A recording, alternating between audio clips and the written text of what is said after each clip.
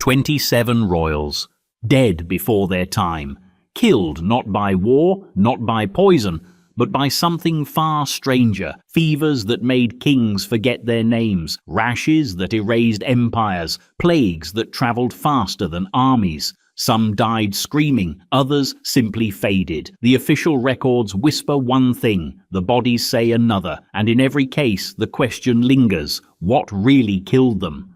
This isn't just history, it's pathology with a crown. Welcome to 27 royals who died of strange diseases, where power meant nothing and the mystery only deepens. Before we dive into the first case, make sure you're subscribed. These stories only get stranger. Hit the bell so you don't miss what history tried to bury. And while you're here, tell us in the comments, where in the world are you watching from? And what time is it right now? Let's see who else is up late with the dead. 1. Alexander the Great, King of Macedon, died 323 BCE. They said he couldn't die, not because he was divine, though he liked that rumour, not because he was young, though he was, and certainly not because he lacked enemies, because by then there were plenty.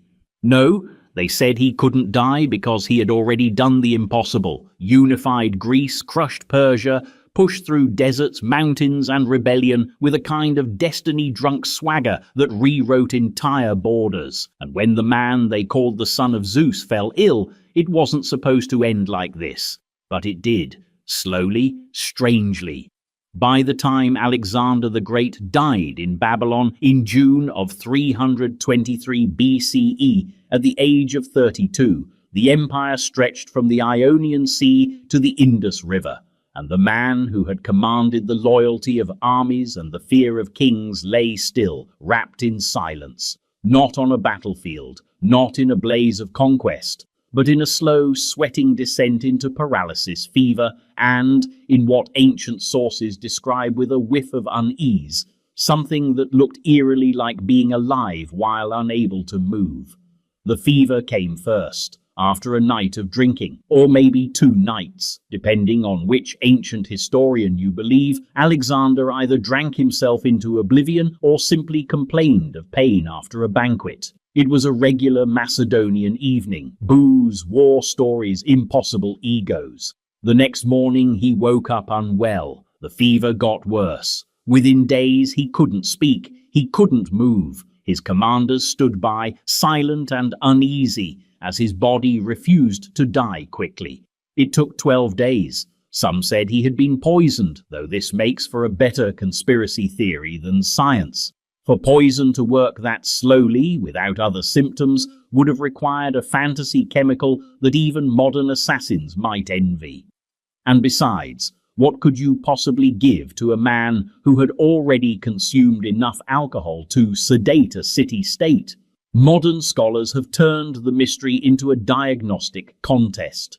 The contenders are appropriately strange: typhoid fever, West Nile virus, malaria, acute pancreatitis, and, perhaps most intriguingly, Guillain-Barré syndrome, a rare autoimmune disorder that paralyzes the body from the feet up. Some versions allow for full consciousness while rendering the victim totally immobile, which would explain the most chilling part. According to ancient reports, Alexander's body didn't decompose for 6 days after death. In the ancient world, that wasn't seen as suspicious. It was seen as holy, a mark of divinity. The gods had preserved him, but if you ask a neurologist instead of a priest, that detail invites a darker theory. What if he wasn't dead at all? Guillain-Barré, in its rarest forms, can paralyze the muscles involved in breathing, facial movement, even blinking, while leaving the mind entirely intact. It's been called locked-in syndrome in other contexts. Some scholars now wonder whether Alexander's body was embalmed, honored and prepared for burial while he was still alive, aware and unable to scream. That's not history, it's horror. But even if you leave aside the more macabre theories, the mystery refuses to settle. Babylon was filled with physicians, Greek and local alike. His personal doctor, Philip of Acarnania, was by his side. The royal court was full of schemers, flatterers, generals, and relatives with conflicting ambitions. And yet no one, not one chronicler, was able to say with certainty what had killed the most powerful man on earth. The fever came, the strength drained, and the fire that had launched 1,000 funerals guttered out in confusion. The funeral, fittingly, turned into a spectacle. His body was placed in a golden sarcophagus set inside an elaborate funeral cart and meant to return to Macedon. It never made it. Ptolemy, one of his former generals, hijacked the corpse and rerouted it to Egypt, where it was placed in a tomb in Alexandria. A power move, obviously. Possession of Alexander's body meant legitimacy, but the tomb itself, lost. To this day, a fitting epilogue for a man whose death refuses to give up its secrets. The most powerful figure of his age died like a commoner, feverish, voiceless, and still.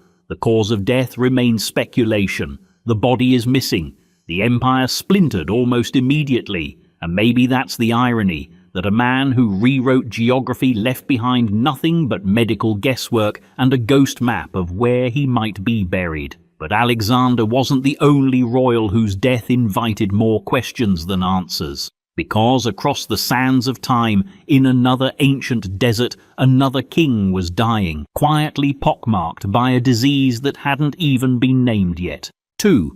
Ramesses V, Pharaoh of Egypt, DC 1157 BCE. He ruled Egypt, briefly, likely for just 4 years, maybe less. And then he vanished into legend, into dust, into a medical case study that has fascinated virologists, pathologists, and armchair historians for over a century. The story of Ramesses V, 20th dynasty pharaoh of Egypt, doesn't come with thunder or war. It comes with a whisper and a rash. In the grand sweep of pharaonic history, Ramesses V is more footnote than headline. He wasn't a Ramses the Great, not a temple builder or a military hero.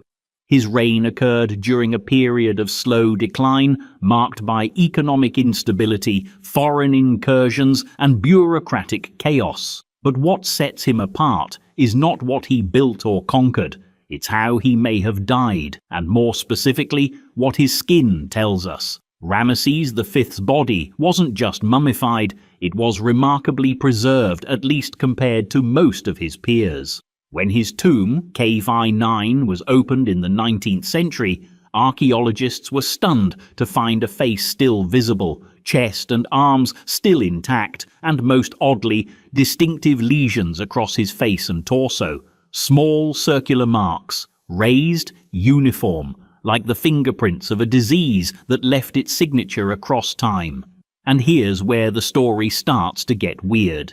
Because to modern eyes, especially the eyes of epidemiologists, those marks look suspiciously like smallpox. Smallpox, one of humanity's most devastating diseases. A virus so persistent and so fatal that its eradication in the 20th century was hailed as a triumph of civilization. But if Ramesses V did die of smallpox, that changes the textbook narrative dramatically.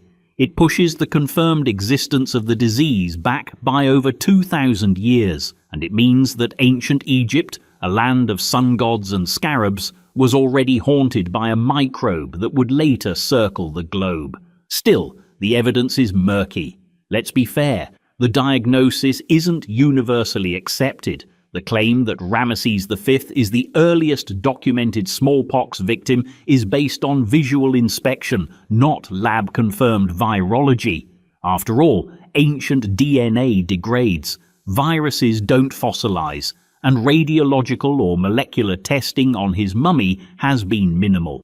Skeptics have pointed out that other skin diseases like chickenpox or even certain fungal infections can mimic smallpox in appearance. But supporters of the theory point out that variola major, the deadliest form of smallpox, causes precisely the type of pitting seen on Ramesses V's face. And more importantly, there's no record of trauma, no evidence of poison, and no alternative cause of death. It's not just the body that tells the story. The context does too. During Ramesses V's reign, Egypt was dealing with widespread unrest.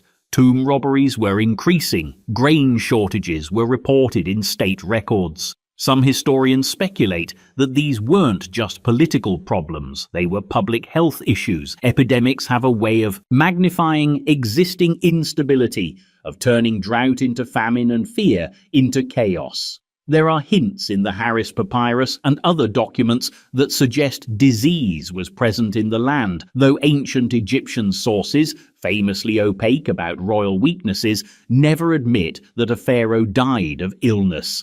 Because pharaohs weren't supposed to die of disease, not visibly anyway. Illness implied weakness, mortality. The divine made human, so if Ramesses V did die of smallpox, it would have been quietly devastating, not just to the body, but to the myth. And then there's the question of the funeral, or lack thereof. Something strange happened after Ramesses V died. His tomb appears to have been left unfinished. Paintings abruptly stop mid-stroke. Decorative panels remain blank. There are signs that someone returned later to finish the job, possibly his successor, Ramesses VI, who repurposed the same tomb for his own burial. It's as if Ramesses V died suddenly, or under such chaotic circumstances that the usual 70-day embalming ritual was cut short. Some archaeologists even argue that the tomb wasn't fully sealed when he was buried, an unthinkable break from tradition. Could it have been an epidemic? A rush to bury the infected? A fear that even the embalming priests might catch what killed the king? We can't be sure, but it's the gaps, the unfinished walls, the vague funerary inscriptions, the silent body that leave the question hanging. And centuries later, that same body would end up in a glass case at the Egyptian Museum in Cairo, where curious visitors stare at the pockmarked face of a long-dead god king, trying to decide whether those spots mean what they think they mean. Science, for its part, remains politely uncertain. The official verdict? Probable smallpox. But history doesn't move on probabilities. It moves on myths, and this one, this pharaoh disfigured by disease, lingers like a curse no one wants to name. But while Ramesses V might be the earliest victim of a global killer, he wasn't the only royal entangled in a medical mystery. Because deep in a golden tomb, beneath painted ceilings and mythic narratives, lay a boy king whose bones tell a very different story. Not of plague, but of something worse, royal fragility disguised as divine inheritance. If you're still here, 2 mysteries in, welcome to the deep end. We've got 25 more royal riddles to go, and they only get darker from here. So hit subscribe, tap the bell, and drop a comment. Where are you watching from, and what time is it right now? Midnight? Noon? Somewhere in between? Let's see how far this empire of insomniacs really stretches. 3. Tutankhamun, Pharaoh of Egypt, DC 1323 BCE. His name is everywhere now, on souvenir mugs, in documentaries, in breathless museum exhibits. Tutankhamun, the boy king, the golden mask, the mummy that launched 1,000 myths. For a pharaoh who barely ruled a decade and left behind no pyramids, his fame is oddly disproportionate. But the real mystery isn't the grandeur of his burial. It's the quiet, disjointed tragedy of his death. When Howard Carter cracked open the tomb in 1922, the world marveled at the riches. Gold shrines, chariots, daggers, furniture, statues, all untouched by grave robbers. It was the best preserved royal burial ever found in Egypt's Valley of the Kings. But behind the shimmering mask, beneath layers of linen, was a body that had long since given up its secrets, or so they thought. What killed Tutankhamun? That's the question that's haunted historians, doctors, and conspiracy theorists for over a century. And the deeper they dig, the stranger the answers become. First, let's start with what we don't know. We don't know what Tutankhamun was like as a person. We don't know how he ruled or if he even had much say in his reign at all. Most of his policies were reversals of his father Akhenaten's radical religious reforms, meaning the grown-ups were cleaning up theological messes while the boy king sat in a gilded chair. He ascended the throne at around 9 years old. He was dead by 18 or 19, a short life and a shorter reign. But the aftermath was longer. Tutankhamun's body was in bad shape when it was found, charred in parts, broken in others, brittle to the point of crumbling. At first, this was blamed on ancient embalmers or the passage of time, but later modern forensic investigations began to reveal something more complicated, a cascade of medical problems hiding inside the royal frame. In 2005, a team led by Egyptian archaeologist Zahi Hawass performed a CT scan of the mummy. What they found wasn't reassuring. Tutankhamun had a clubbed left foot, a bone disease, and evidence of necrosis in the bones of his foot. This wasn't a robust young warrior. This was a limping teenager who needed a cane to walk. In fact, over 130 walking sticks were found in his tomb. Some were clearly used. This was a king who lived with pain, but physical disability alone doesn't kill, so the team kept digging genetically this time. In 2010, a study published in JAMA, the Journal of the American Medical Association, tried to sequence the DNA of Tutankhamun and several of his relatives.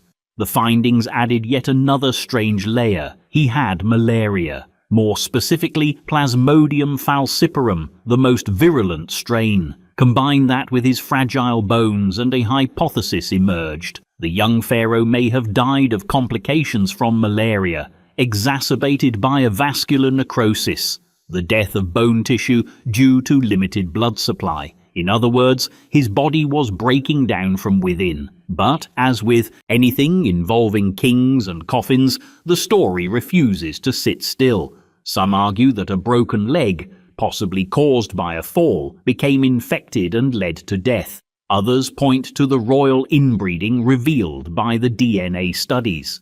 Tutankhamun's parents were likely full siblings, and while royal incest was not unusual in ancient Egypt, it preserved the bloodline, or so they believed. It came at a cost. Modern genetics tells us that such unions drastically increase the risk of inherited disorders, immune deficiencies, and structural abnormalities. So, was it malaria, a genetic disease, a broken leg, all of the above? None of them quite add up. His health was fragile, certainly, but something about the narrative still doesn't feel complete. His burial, for example, was rushed. His tomb was small by royal standards, almost makeshift. His death, clearly unexpected. Some Egyptologists believe he wasn't supposed to die so soon, that his tomb was meant for someone else, maybe a lesser noble, maybe an unfinished plan B. And then there's the embalmer's mistake, one rarely discussed in museum gift shops. Tutankhamun's body appears to have spontaneously combusted inside the coffin, not as a supernatural curse, but because of the resins used during mummification. The mixture of oils, bandages, and heat in the sealed tomb created a chemical reaction that literally baked the body. That's why parts of him were burned. That's why the preservation is poor. The irony, the damage only deepened the mystery. The physical evidence is corrupted, the DNA degraded, the clues twisted by accident and time. And that brings us back to the boy himself. Tutankhamun, pharaoh of the 18th dynasty, ruler of Egypt, treated as a god in life, reduced to a jigsaw puzzle in death. His golden mask is flawless. His body was not. And maybe that's the true heart of the mystery, the tension between divine image and mortal fragility. Tutankhamun didn't conquer empires or build cities. His fame came later from the silence he left behind. But if the boy king died in quiet confusion, the next royal on our journey went out in painful public horror. His name was Herod. His symptoms, so bizarre, even modern medicine hesitates to make eye contact. 4. Herod the Great, king of Judea, died 4 BCE. By the time Herod the Great began to die, he had already built half of Judea into stone. Palaces on hillsides, temples made of imported marble, aqueducts stretching across deserts, and most famously, a second temple expansion in Jerusalem so grand that even his enemies grudgingly admired it. He ruled with brutality, yes, but also with brilliance. A political animal par excellence, Herod had outlasted multiple Roman emperors, navigated a minefield of regional alliances, and held a volatile kingdom together with a mix of concrete, paranoia, and spectacle. And then, one day, his body began to betray him. The account of Herod's death doesn't come from a modern physician, but from an ancient chronicler, Flavius Josephus, a Jewish historian writing in the 1st century AD, century CE. Josephus didn't hold back. He described the king's final months in morbid detail, listing an array of symptoms that even today reads more like a riddle than a diagnosis. Herod, Josephus tells us, suffered from intense abdominal pain, difficulty breathing, uncontrollable itching, and a gangrenous condition in his genitals. His breath was foul, his limbs were swollen, his skin blistered.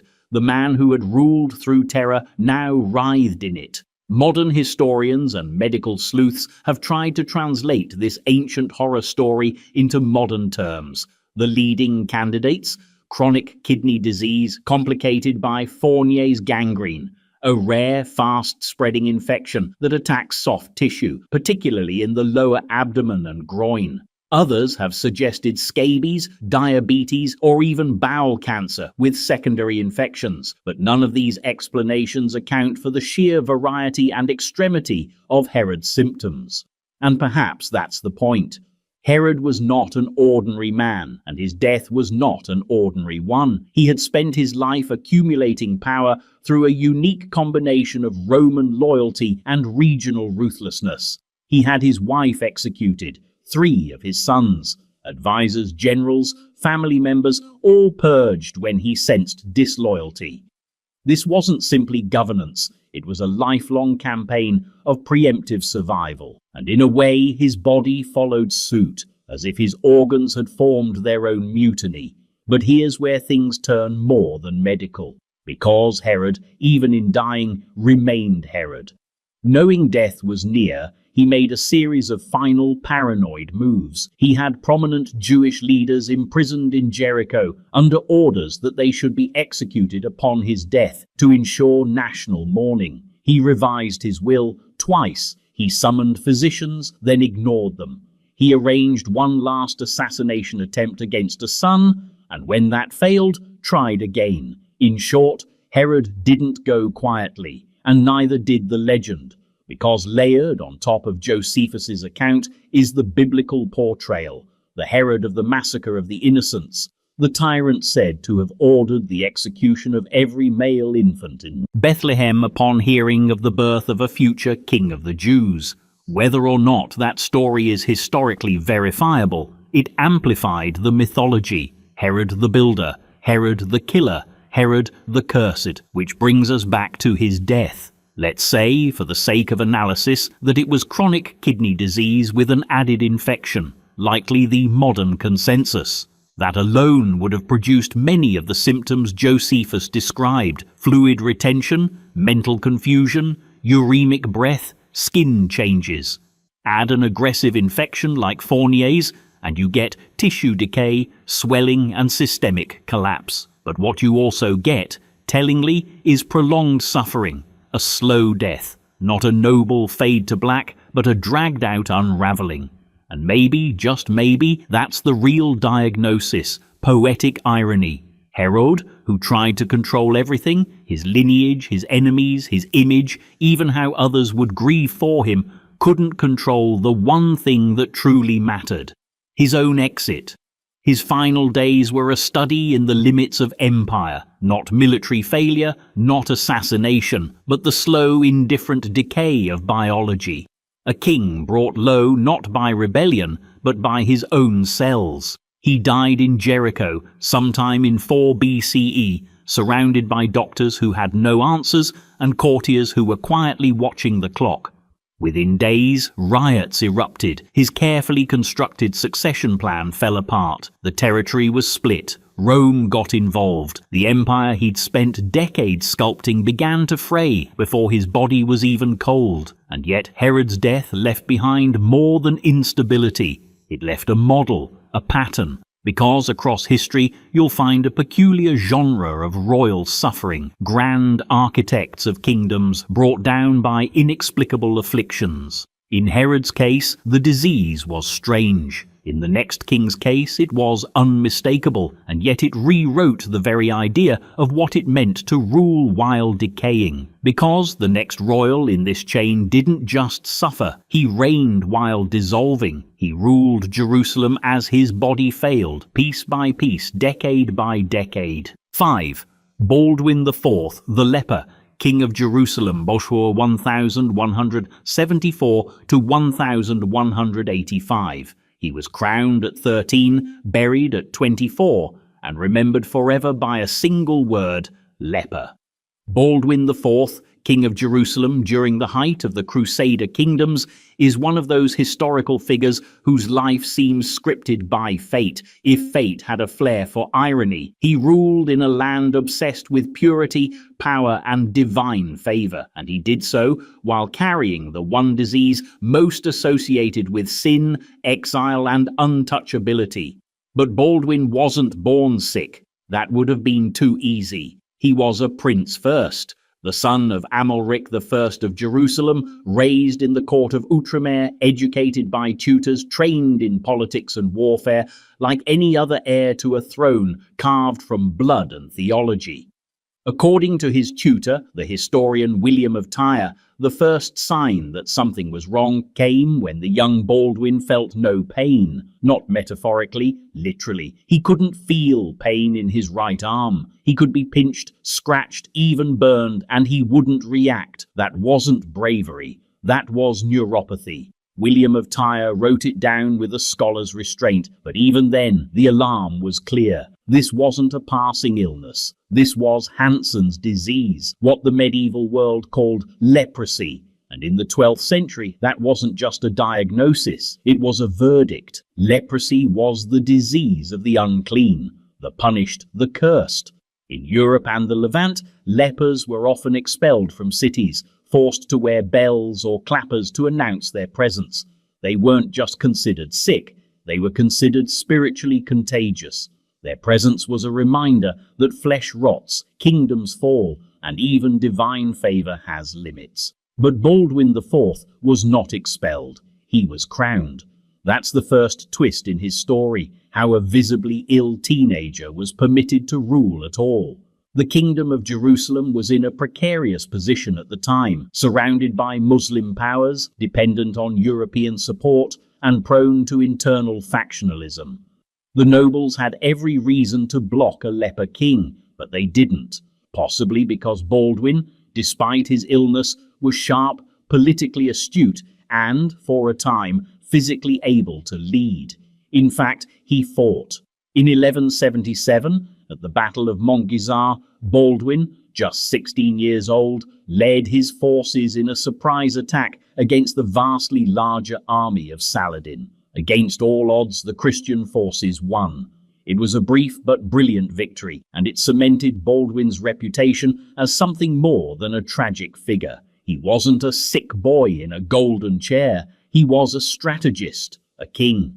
And that complicated the public image of his disease. But the disease didn't pause for politics. Over the next 8 years, Baldwin's health declined in quiet increments. His fingers curled inward, his feet became less reliable, his face grew pockmarked, pale. At times he was carried on a litter, at others he rode veiled to hide the wilds. Toll, he continued to govern, sometimes directly, sometimes through regents, but always with the looming knowledge that time was running out. What makes Baldwin IV's reign so haunting is the juxtaposition between external power and internal decay. This was a king who signed treaties, managed succession plans, and outmaneuvered palace factions while gradually losing his body.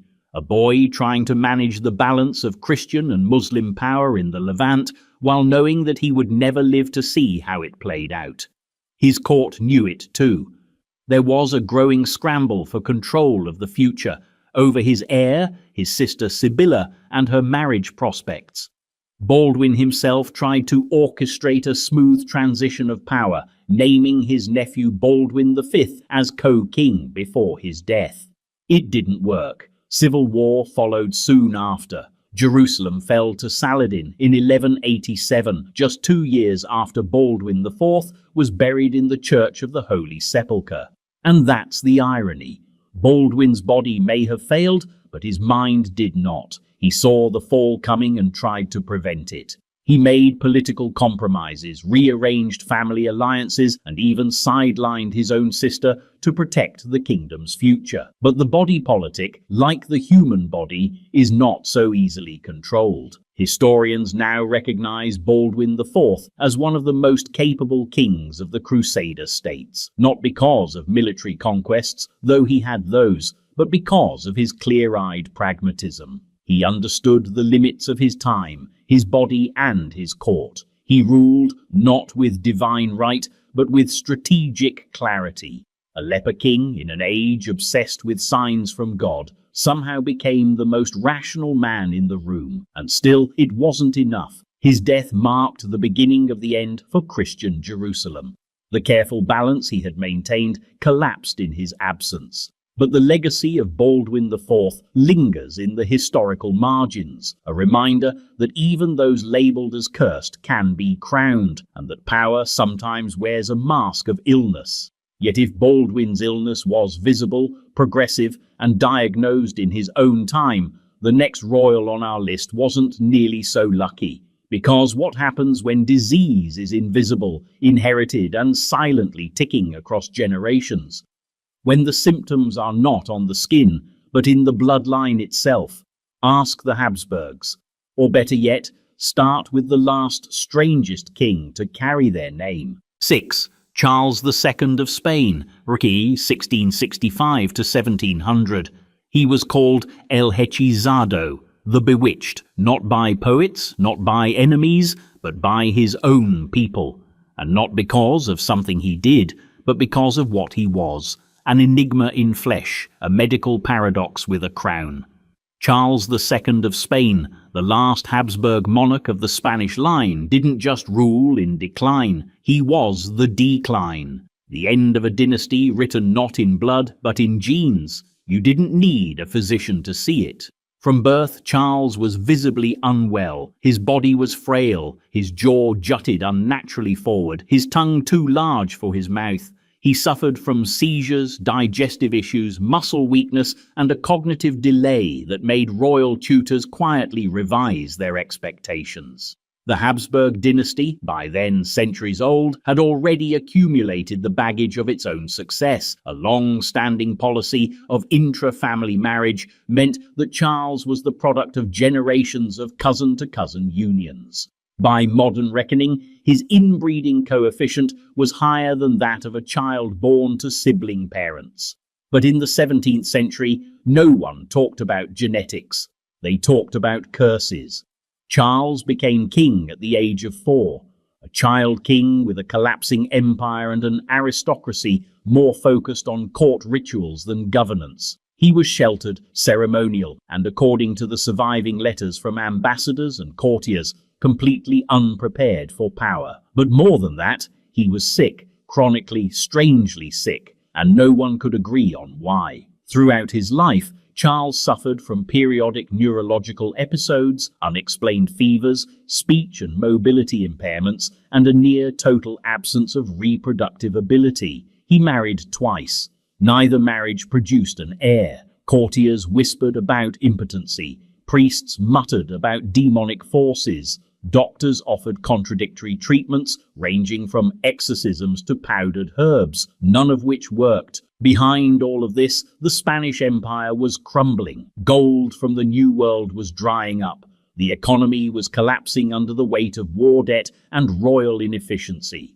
The court, once a centre of European influence, had become a labyrinth of intrigue. But Charles, locked inside a failing body and a failing system, seemed unable to do more than watch it happen. It wasn't entirely his fault. In fact, it's hard to blame Charles at all. Modern studies suggest he may have suffered from multiple hereditary conditions, among them mandibular prognathism, the infamous Habsburg jaw, epilepsy, hypergonadism, and perhaps even mitochondrial disorders. His autopsy, conducted after his death at the age of 38, claimed, without subtlety, that his body did not contain a single drop of blood, that his heart was the size of a peppercorn, and that his intestines were rotten and gangrenous. While these descriptions are clearly coloured by superstition and courtly bias, the overall picture remains. This was a man whose internal systems had quietly failed him from the start. But the real drama wasn't just medical, it was geopolitical. With no heir, the question of Charles's succession became the defining crisis of European diplomacy. France and Austria, the two main claimants via competing royal marriages, circled like vultures. The War of Spanish Succession was already casting shadows over the continent. Every twitch of Charles's health became news. Every failed attempt to conceive an heir was a state emergency. In one of his more lucid moments, Charles reportedly tried to name a successor who might avoid bloodshed. But it didn't matter. When he died in 1700, the throne was contested immediately. The Bourbon Philip of Anjou, backed by France, claimed the crown. So did the Austrian Habsburgs. The war that followed engulfed much of Europe and redrew the map for the next century. And yet, through all this, through the fevers, the court politics, the eerie silences of a king who often stared blankly at ambassadors, there's a strange humanity in Charles's story. He wasn't a tyrant, he wasn't a fool. He was a man born into a position his body couldn't sustain. A king in name, ruled more by doctors, priests, and relatives than by his own will. He tried, in his own quiet way, to fulfill the image of majesty. He attended court, he signed documents, he received foreign dignitaries, he wore the crown. But the body underneath the velvet never matched the myth. And in a world that demanded divine strength from its monarchs, Charles's weakness became a kind of public spectacle, both feared and pitied. But if Charles was undone by his bloodline, the next monarch in our descent into royal illness would suffer from something far more abstract, and yet equally devastating. Not something in the body exactly, but something in the mind. A king whose descent into so-called madness blurred the lines between monarchy and medicine, power and delusion, and whose ghost still haunts every padded room in the history of royal medicine. 7. George III of Great Britain, arm 1760 to 1820. He was the king who lost America. The monarch whose face was printed on redcoats' currency and whose name was shouted in revolutionary pamphlets across the Atlantic. But long after the musket smoke cleared, long after the colonies had declared independence and the war was lost, George III remained king of Britain, of Ireland, of memory, and eventually of madness. At least that's the word his contemporaries used. Madness, an all-purpose 18th century umbrella for any behaviour that veered too far from the genteel image of royal composure. And George, to be fair, did veer. But the story of his illness is more than the image of a man shouting at shadows or conversing with invisible companions. It's the story of a monarch whose life slowly fractured under the weight of hereditary vulnerability, medical misunderstanding, and the unbearable expectations of power. And it's also, in its own unsettling way, the story of how monarchy itself can become a kind of performance, one that continues long after the performer has left the stage. George III ascended the throne in 1760 at just 22 years old, following the death of his grandfather George II. He was the first of the Hanoverian kings to be born and raised in Britain rather than Germany, a fact that earned him early goodwill. He married Charlotte of Mecklenburg-Strelitz, had a large family, 15 children to be exact, and projected a wholesome domestic image that contrasted sharply with the indulgent, scandal-ridden courts of many European royals. But beneath the polished exterior, something was already ticking. a slow, unpredictable force that would come to define his legacy more than any policy or battle. The first major episode came in 1788. George began to exhibit signs of severe mental distress, racing thoughts, pressured speech, mood swings, confusion, insomnia, and disinhibition. At times, he talked for hours without stopping. At others, he couldn't be understood at all. He was said to repeat himself obsessively, sometimes refusing to eat or sleep, and occasionally giving contradictory orders. The court, unsure how to interpret this unraveling, turned to its physicians, who, in true 18th century fashion, prescribed everything from bloodletting to purgatives to restraint. One word: ineffective.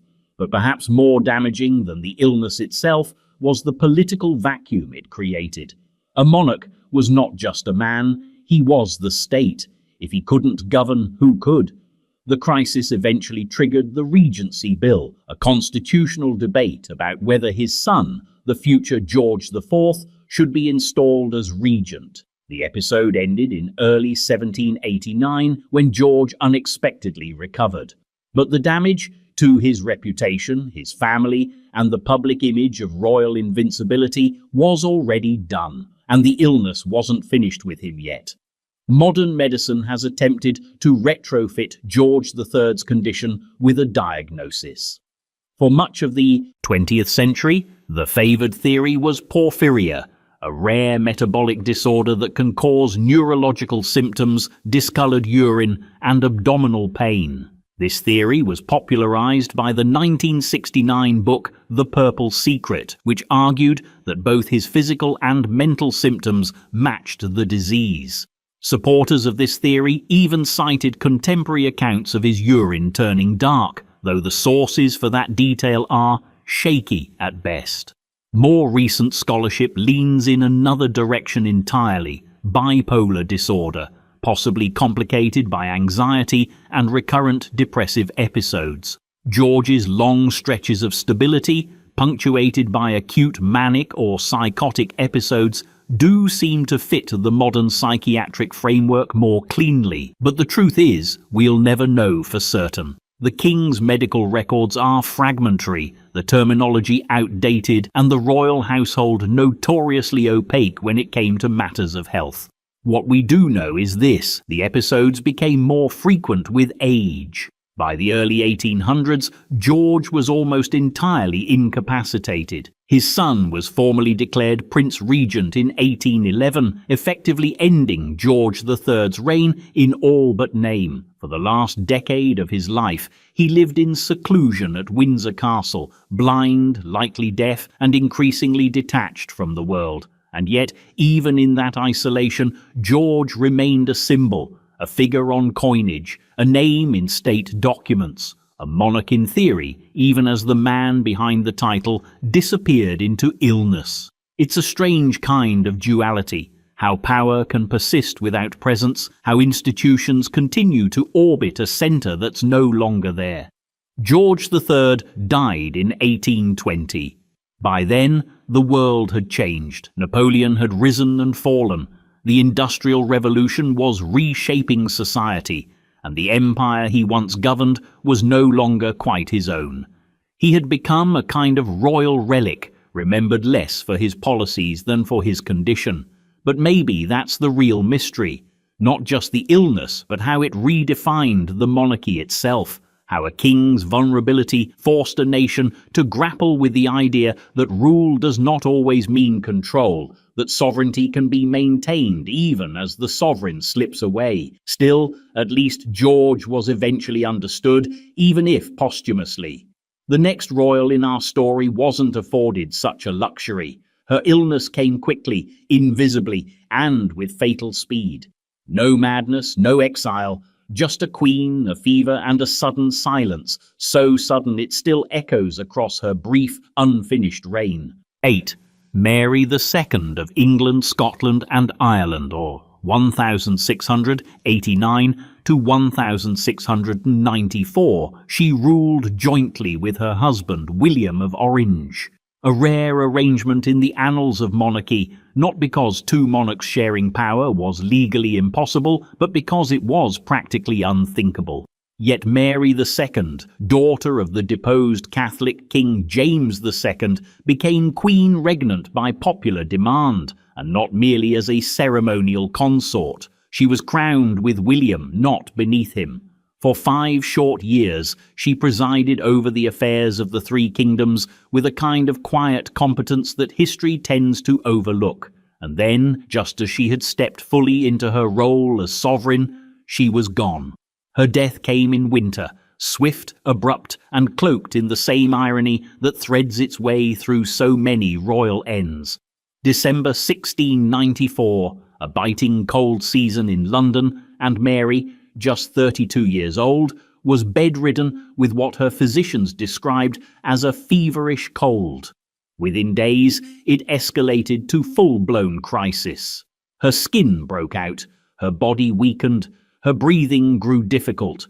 The court panicked, the physicians disagreed, the public worried, but by then there was little left to do. Mary II died not from battle, not from court intrigue, not from years of hereditary decline. She died most likely of smallpox, the very disease she had feared since childhood. It wasn't supposed to happen this way. Mary was strong, beloved by the Anglican establishment, and seen as a moral counterpoint to her more politically assertive husband. She was a Protestant queen in an age that demanded it. Her marriage had been a political alliance, but grew by most accounts into a genuine partnership. She governed in William's absence when he was abroad. She took counsel, she signed laws, and she navigated a deeply divided post-revolutionary England with grace and tact. Her reign was the product of the Glorious Revolution, a bloodless coup that replaced her father with herself.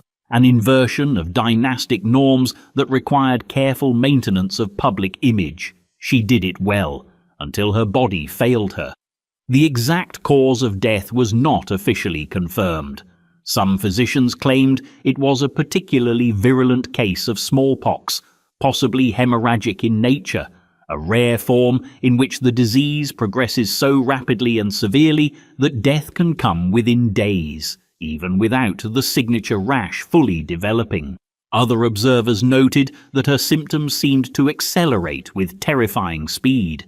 Chills, high fever, widespread pain, delirium. Whether it was a conventional case or something more rare, the effect was the same. She died childless, and unexpectedly. What made her death so destabilizing wasn't just that she was young. It was that she was central. Her marriage to William III was both a political statement and a constitutional compromise. The Protestant line of succession depended on her. She had no surviving children. Her sister Anne stood next in line, but Anne's own health was fragile, her pregnancies ending in tragedy after tragedy.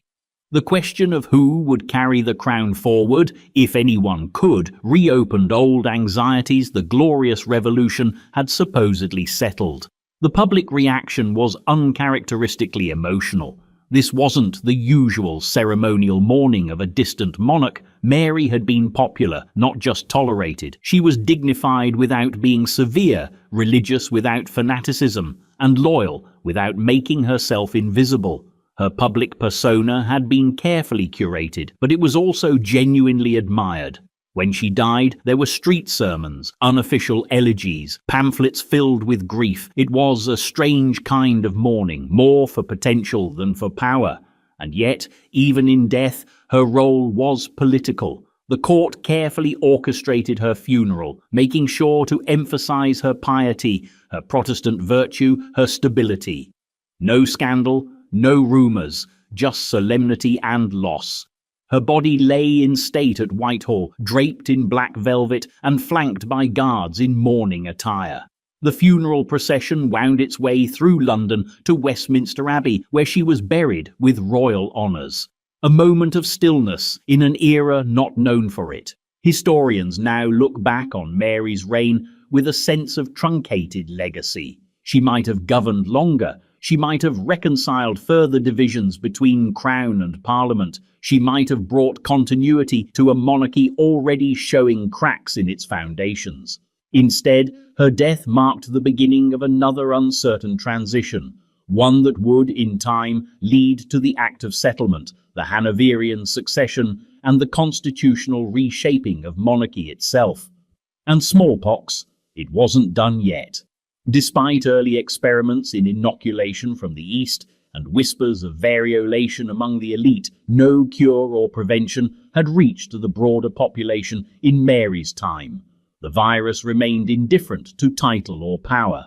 It would go on to claim more royals, more heirs, more empires, and the strange irony is that the monarchy would eventually survive smallpox, but not always the consequences of its timing. Because as Mary's coffin descended into the vault beneath Westminster Abbey, another crown sat on another head, and that head too would bow, not to rebellion, but to a sudden, violent illness in the very same century. A monarch beloved in life, erased by the very disease that power couldn't prevent. 9. Louis XV of France, rule 1715 to 1774. He was once called Louis the Beloved, a title that aged about as well as the monarchy itself. Crowned as a child after the death of his great-grandfather Louis XIV, Louis XV inherited a France that was rich in ceremony, poor in liquidity, and quietly simmering with contradictions. He was 5 years old when he became king, and France, still basking in the long shadow of the Sun King, thought it could shape him into another one. It did not. Instead, Louis XV's reign became a slow unraveling. What began as a monarchy flush with prestige and global ambition ended with a king disillusioned, unpopular, and strangely adrift in his own court. And when he died, it wasn't on the battlefield or under the blade of revolution. It was from something far older, far simpler, and far more revealing. He died of smallpox in 1774. The same disease that had taken queens and emperors for millennia still held its seat in the halls of Versailles. Despite being one of the most documented courts in European history, Louis's final illness was not particularly well hidden. That wasn't the style at Versailles. His decline was noted, whispered about, observed by courtiers and servants alike. A royal body was a national concern, and his was failing in real time. What makes his death so intriguing isn't just the cause, it's the context. By the 18th century, smallpox wasn't just feared, it was familiar. Everyone knew someone who had it. Survivors bore the scars, physical and social. The disease could maim or kill with equal efficiency, and the rules were simple. You either lived through it or you didn't. But for royals, things were supposed to be different. In fact, they had options. Because by Louis XV's time, variolation had arrived in France. Variolation was the precursor to vaccination, an early form of inoculation that involved exposing someone to a controlled dose of smallpox, usually through a skin incision, to provoke immunity. Risky, yes, but often effective. By the mid-17th century, it was gaining ground in elite medical circles. The British royal family had adopted it. So had members of the French aristocracy. But Louis, he hesitated. He was reportedly skeptical of variolation, as were many in the French court. There were theological objections, scientific doubts, and a deeply entrenched belief in the sanctity of the royal body, that the king's blood was not to be tampered with. Medicine, in this view, was not a tool for prevention, but for appearances. Public health hadn't yet entered the royal vocabulary. So when smallpox arrived at Versailles in 1774, it did what smallpox does. It spread quickly. Louis XV first showed symptoms in late April. A rash, fatigue, fever. At first, physicians hoped it was something else, anything else. But within days, the nature of the illness became clear. The court was thrown into chaos. Ministers whispered of contingency plans. Servants began leaving the palace. His daughters were banned from his bedside. One by one, The tapestries of royal ritual were peeled away, leaving only a sick man in a gilded room. There's a detail from this period that tends to stick in the memory. The king's body began to emit an odour so strong that many refused to stay in the same room. Whether this is courtly exaggeration or an honest observation of the disease's progression, it paints a bleak picture. The man who had once ruled one of the most opulent courts in Europe now lay increasingly alone, his mortality impossible to disguise. He died on May the 10th, 1774, at the Palace of Versailles. And the people of Paris? They cheered. Gone was Louis the Beloved. What remained was a king associated with debauchery, expensive wars, mistresses, and a general sense of national drift. France had suffered under his watch. The 7 Years' War had drained the treasury, lost colonies, and humiliated the army. The seeds of the French Revolution were already germinating, and while Louis XV didn't live to see the harvest, he certainly helped fertilize the soil. But his death did spark one important shift. His grandson, the future Louis XVI, was variolated almost immediately. The suddenness of Louis XV's death had served as a wake-up call. Royal immunity was a myth, and smallpox did not respect bloodlines. The science, imperfect as it was, offered the only chance at prevention. It's a cruel irony that it took one king's death to protect another. Still, Louis XV's story stands as a kind of inflection point, not because of how he died, many had died the same way, but because of what his death revealed, that even in palaces of gold and mirrors, viruses don't bow to titles. His reign had been defined by hesitation, miscalculation, and the slow erosion of public trust. His final illness only made it literal, and that legacy, strangely enough, would echo beyond France, because smallpox had no borders. The next ruler to fall to it would die in the heart of the Holy Roman Empire, surrounded by doctors' heirs and a growing awareness that even emperors weren't immune to the oldest monarch of all, disease itself. 10. Joseph I, Holy Roman Emperor, 1705 to 1711. He was a Habsburg emperor with the face of a Roman statue and the ambitions to match. Joseph I, crowned Holy Roman Emperor in 1705, was supposed to be the future of Europe's most labyrinthine dynasty. Tall, handsome, multilingual, and unusually well-read for a monarch of his time, he was the kind of sovereign who looked good on currency and even better in diplomatic portraits. He had everything a ruler was supposed to have, except time. Because in 1711, at just 32 years old, Joseph I died, and the cause was the same thing that had haunted his childhood, stalked his court, and hovered over every dynastic negotiation of the era. Smallpox, not a duel, not a war, not a coup, but the virus that quietly waited behind curtains and courtiers, undeterred by armor or treaties. And with Joseph, it struck with speed. The illness began in March of that year, during a period of relative political calm. Calm, of course, being a highly relative term in the early 18th century Habsburg court. Joseph was mid-reign, embroiled in the War of the Spanish Succession, and deeply involved in the bureaucratic machinery of empire. He had reformist tendencies. He wanted to modernize the army, reduce internal corruption, and streamline the imperial administration. His court was lively, his ambitions were clear, and then he fell ill.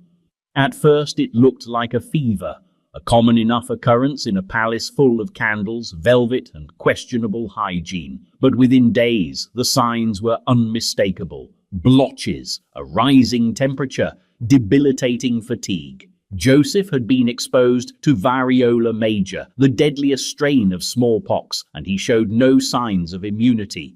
Ironically, he might have expected this. Joseph had lost his younger brother, Archduke Charles Joseph, to smallpox when they were both children. It was a trauma that shaped his youth and, according to some accounts, made him deeply fearful of disease. But for reasons unclear, perhaps hesitation, perhaps tradition, Joseph himself had never undergone variolation, the primitive but increasingly popular method of immunization that had begun to circulate among elite European families. His court, despite its ambitions, remained conservative when it came to medical innovation. The illness progressed quickly. Within 10 days, Joseph I was incapacitated. He tried to continue ruling from bed, but the severity of the disease overwhelmed him.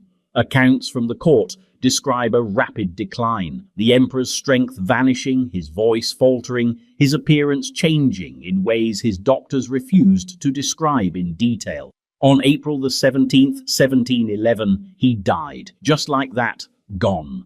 The man who had been groomed to reshape the Holy Roman Empire, a leader seen as a bridge between traditional monarchy and Enlightenment reform, was reduced to a historical asterisk. Not by war or scandal, but by a virus that had already claimed thousands, and would claim millions more before it was finished. But Joseph's death wasn't just a family tragedy, it was a geopolitical catastrophe. The War of the Spanish Succession, already a convoluted affair involving multiple claimants, alliances and continents, was suddenly thrown into chaos. Joseph had no surviving sons. His only brother Charles, the same Charles who had been fighting for the Spanish crown, now stood to inherit the Holy Roman Empire as well, which meant that if he won the war in Spain, he would become Emperor and King of Spain, a concentration of Habsburg power that no one in Europe wanted, least of all Britain and France. Joseph's sudden death forced a re-evaluation of the entire war effort. Charles eventually did inherit the imperial crown, becoming Charles VI, but the idea of a unified Spanish-Austrian empire under a single Habsburg was quietly shelved. Diplomatic pressures mounted, treaties were rewritten, and the war, already dragging on longer than anyone had predicted, was nudged toward a conclusion that preserved balance, if not satisfaction. And in the middle of it all, the memory of Joseph faded rapidly. He became a kind of political footnote, the young reformer who almost was, the monarch who flirted with modernization but didn't live long enough to see it through. His reign is often overshadowed by the turbulence that followed it, and his death is cited more for its political implications than for the man himself. But there's something telling in how quietly he left the stage. Here was a ruler born into privilege, educated for power, and committed, at least in theory, to the improvement of a fragmented empire. And still, a single strain of virus undid it all. His courts were gilded. His blood was imperial. His documents were sealed with wax and Latin script. None of it mattered, because smallpox, like history, didn't care about potential. It's tempting to think of Joseph as one of the last emperors to die from something so primal. But the truth is, the virus wasn't done, not even close. The next ruler to fall would do so in an eerie echo of Joseph's fate, young, promising, and undone at the very moment the crown was within reach. Only this time, it wouldn't be in Vienna, it would be in Russia. On a wedding day. 11. Peter II of Russia, Emperor 1727 to 1730. He was born into power, but not into certainty. Peter II of Russia, grandson of Peter the Great, inherited one of the most volatile thrones in European history at the tender age of 11, and held onto it for just under 3 years. His reign was short, uneven, and more ceremonial than sovereign. He was a boy emperor, manipulated by factions, flanked by advisors, and treated more like a symbol than a strategist. But the truly strange part of Peter's story isn't how he ruled, it's how he died. In 1730, at just 14 years old, Peter II was set to be married. The match was arranged, of course. This was Imperial Russia, not a romantic novel, but by all accounts, it was politically advantageous. The bride-to-be, Princess Ekaterina Dolgorukova, came from one of the most powerful aristocratic families in the empire. The Dolgorukovs were poised to cement their influence, and the young emperor, barely into adolescence, was poised to begin the next chapter of his rule. There were plans for a grand wedding. The court was ready, the guest list was confirmed, and then, just days before the ceremony, Peter developed a fever. It wasn't unusual. Russia in January was a cocktail of cold weather, overpopulated palaces, and underdeveloped medicine. Illnesses came and went, but this one didn't go. Within hours, the emperor's condition worsened. He became weak, disoriented, barely able to stand. Physicians were summoned, diagnoses were vague. Treatments, as usual, consisted of heated rooms, herbal concoctions, and hopeful guessing. By the second day, the truth had become impossible to avoid. Peter II had smallpox, and in a twist that now feels almost literary, he died on the very day his wedding was scheduled, January 30th, 1730. The marriage never happened. The throne was empty. The empire, once again, was adrift. The timing of Peter's death was not just tragic, it was historically catastrophic. Russia's political system at the time was a powder keg of noble factions, leftover reformist energies from Peter the Great, and a complicated relationship between court aristocracy and autocratic rule. Peter II had been placed on the throne largely because he was malleable, easier to guide than to follow. His death reopened a question that had haunted Russia for generations. Who should rule when dynastic lines grow thin and bodies fall before their time? There were no legitimate male Romanovs left in the immediate succession. The crown would ultimately go to Anna Ivanovna, daughter of Peter the Great's half-brother, but not before the nobles tried to negotiate a constitutional-style agreement that would limit her power. That effort failed dramatically, and Anna's reign marked a return to autocracy. But the point is clear. Peter's death didn't just end a childhood, it threatened to unravel the empire. What makes Peter II's case especially unsettling is how little he seems to have understood the stakes. He was, after all, a teenager. His education had been neglected. His time was spent riding horses, attending banquets, and obeying whichever advisor had his ear that week. By the time smallpox came for him, he had barely begun to realize what being emperor meant, and perhaps that's the cruel symmetry of his life. A child king, dying of a childhood illness, on the cusp of a marriage that would have made him finally an adult ruler. Instead, the court was forced to scramble. The Dolgorukovs, who had bet everything on their daughter's elevation to empress, were suddenly out of favor. Their influence collapsed overnight. Peter's body was quietly buried in the Archangel Cathedral in the Kremlin, making him the only Romanov emperor not buried in the Peter and Paul Cathedral in St. Petersburg. An outlier, even in death, and smallpox still undefeated. Despite its prevalence, the disease remained elusive to prevention. Russia would not embrace inoculation until decades later, long after Western Europe had begun to experiment with variolation and, eventually, vaccination. Even then, suspicion lingered. Royal deaths like Peter's weren't just family tragedies, they were institutional failures, reminders that even in the heart of power, medicine was still more art than science. Peter's reign is now a historical parenthesis. A brief pause between titans of Russian autocracy. He passed no major laws, led no wars, and wrote no manifestos. But his death, sudden, symbolic, and destabilizing, left a mark that far outlasted his rule. A boy raised in opulence, cut down by something as invisible and ancient as a virus. He died alone on the day meant to celebrate his union, and the empire, caught off guard once again, had to improvise its future. But the pattern didn't end with him, because across the Baltic, in a court of cold splendor and Scandinavian intrigue, another monarch was about to meet the same fate. A queen this time, crowned, beloved, and felled by the same merciless hand. 12. Ulrika Eleonora of Sweden, Queen Regnant, 1718 to 1720. She ruled not as Queen Consort, but as Queen Regnant. Ulrika Eleonora of Sweden, sovereign in her own right.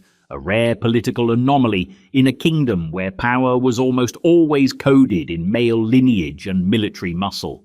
Her reign was short, her death quieter still. But what makes Ulrika's story strange isn't how she ruled, it's how she stopped ruling and how, not long after, she stopped living. This is the story of a queen who died not from politics, nor betrayal, nor time, but from smallpox yet again. By the early 18th century, it had become a recurring guest in royal households. In some places, it was met with resignation, in others, with science. In Sweden, it still walked through palace doors unchallenged. Ulrika was born into the heart of Swedish royalty in 1688, the youngest child of King Charles I and Queen Ulrika Eleonora the Elder. Her name was a blend of dynasties, a nod to maternal heritage and political symmetry. But as the youngest daughter, she was never meant to rule. Her older siblings stood in line before her, and the Swedish throne was still deeply tethered to masculine inheritance and battlefield credentials. That changed in 1718, with the sudden death of her brother Charles XII, a king best remembered for his military campaigns and his stubborn refusal to marry or name an heir. Charles died, ironically fittingly, on the battlefield, shot in the head during a siege in Norway. Whether by enemy bullet or internal conspiracy remains debated, but the effect was the same. The Swedish throne was suddenly empty, and the line of succession was awkward. Ulrika stepped in. She wasn't the obvious choice. The Swedish constitution had no clear provision for female succession in that generation, but Ulrika made her case. She claimed the throne by hereditary right, not as a regent or placeholder, and remarkably, the Riksdag, the Swedish parliament, accepted it. With conditions, of course. She had to abdicate most royal power. Her reign marked the beginning of what would be called the Age of Liberty, a political period in Sweden defined by parliamentary governance and curtailed royal authority. In exchange for the crown, Ulrika relinquished the absolute monarchy her brother had wielded. It was a trade she accepted, perhaps because it was the only way to secure the throne, perhaps because she knew the limits of royal power in an age increasingly defined by compromise. Still, her reign didn't last long. After just 2 years, in 1720, Ulrika voluntarily abdicated in favour of her husband, Frederick I. The reasons remain murky. Some say she wanted to maintain influence behind the scenes without the burdens of rulership. Others argue that court pressures pushed her out, that her reign had been a symbolic transition all along.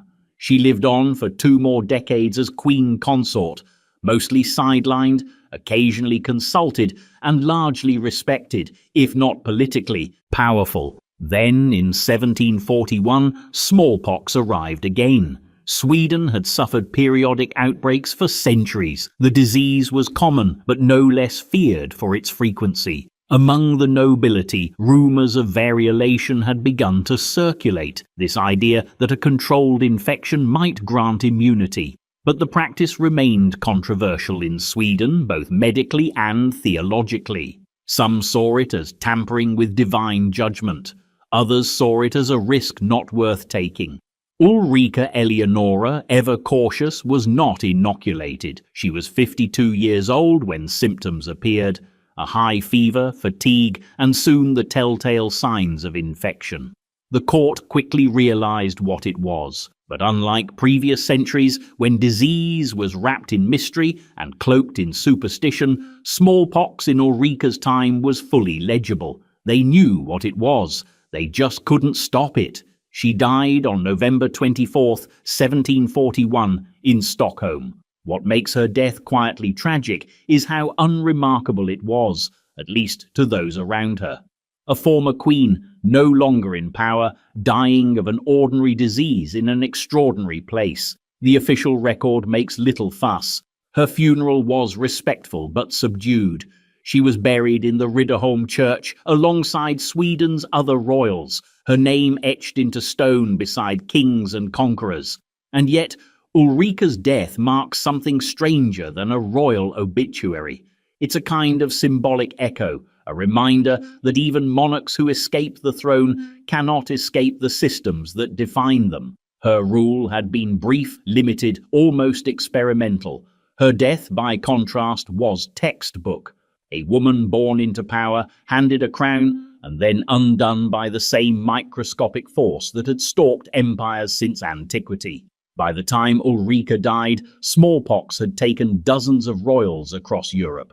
And it wasn't finished, because just south in the warming courts of Bourbon Spain, another youthful monarch, this one barely old enough to know he wore a crown, was living on borrowed time. A king with no legacy. Just a fever, a rash, and 7 months to leave his mark. 13. Louis I of Spain. 1724, 7 months. That's all he had.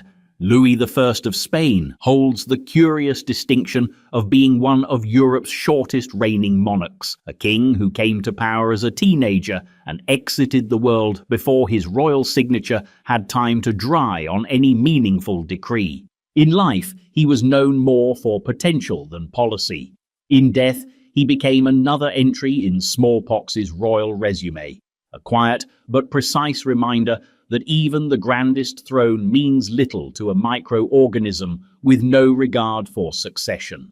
Louisa was born in 1707, the eldest son of Philip V of Spain, the first Bourbon to sit on the Spanish throne.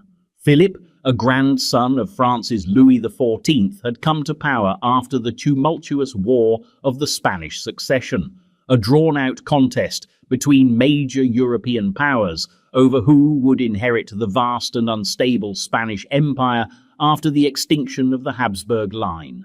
The war had ended in compromise. Spain would remain Bourbon, but would cede large portions of its territory in Europe.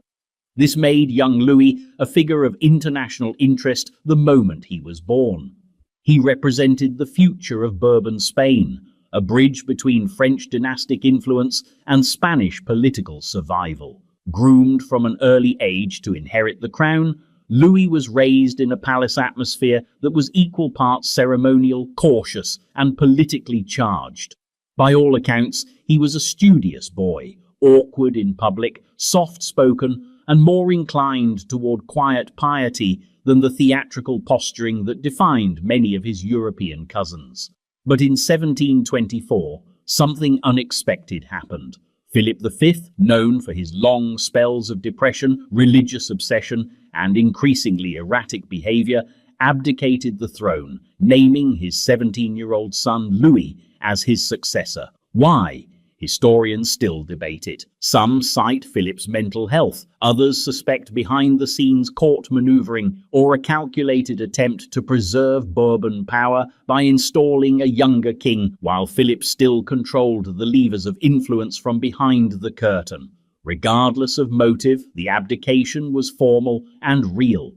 Louis became King of Spain in January 1724, 17 years old, unmarried, politically inexperienced, and in charge of an empire still recovering from decades of war, dynastic reshuffling, and territorial loss. He lasted 229 days. In late August of that year, Louis began showing symptoms of what was first reported as a fever. Initially, the court downplayed the illness, perhaps out of habit, perhaps out of fear. But soon, unmistakable signs appeared. The rash, the fatigue, the quick deterioration. Louis had contracted smallpox, the same disease that had already killed his mother, Maria Louisa of Savoy, years earlier. The irony didn't go unnoticed. Louis had married just months earlier in January to Louise Elisabeth d'Orléans, daughter of the French regent. It was a dynastic match, part of a broader Bourbon strategy to solidify ties between France and Spain. The wedding had been a rushed affair, designed more for politics than sentiment. At the time of his illness, the young queen was still adjusting to her new court, and already drawing criticism for her perceived frivolity and awkward manners. Now she was widowed, before the marriage had even found a rhythm. Louis died on August 31st, 1724, in Madrid. He was 17. His reign, if one can even call it that, left no major reforms, no great battles, no decisive edicts, just a royal seal, a short stack of ceremonial documents, and a kingdom with more questions than answers. The political fallout was immediate. With no heir and no clear successor, the Spanish court faced a constitutional crisis. But the solution came from the same place the problem had begun. Philip V returned to the throne. His abdication, as it turned out, had not included any legal safeguards preventing a re-ascension. Within days of Louis's funeral, Philip resumed kingship as if he had merely taken an extended sabbatical. It was, historically speaking, an odd maneuver. A king retires, lets his teenage son die in office, then returns to power as if nothing happened. But in early 18th century Spain, where dynastic continuity mattered more than constitutional theory, it worked. The monarchy carried on, quietly, bloodlessly, bureaucratically. But Louis's story never quite fit the narrative. His reign is a kind of royal parenthesis, brief, uncertain, and entirely overshadowed by the deaths and decisions surrounding it. A reminder that sometimes the crown weighs nothing at all. That kingship, for all its grandeur, can be as fleeting as a season. And smallpox, it was still not finished. The disease would continue to make its rounds through the courts of Europe and beyond, carving a path through lineage after lineage, paying no mind to coronation dates or marriage contracts. The next time it struck a throne, it would be half a world away, in a vast empire to the east, where emperors ruled with divine authority and heavenly mandate, but whose palaces were no more immune to contagion than a peasant's hut. 14. Shunji Emperor, Qing China R 1643 to 1661. In the palaces of the Forbidden City, truth often traveled slower than rumor and vanished faster than a whisper. Few emperors embodied this tension more than the Shunji Emperor, the first Qing ruler to sit on the throne of a fully conquered China. His reign began as a gesture of conquest, but ended in a haze of contradiction, religious devotion, and sudden death, officially from smallpox, though the story, as always, doesn't quite stay inside the medical lines. He was born Fulin, the ninth son of Hong Taiji, heir to the Manchu conquest of the crumbling Ming dynasty. At the tender age of 5, he was declared emperor after his father's death, though real power was held by a regency led by the formidable Dogon, a prince and military commander who had helped complete the conquest of China. The year was 1643. The Qing were new. The capital had just shifted from Shenyang to Beijing.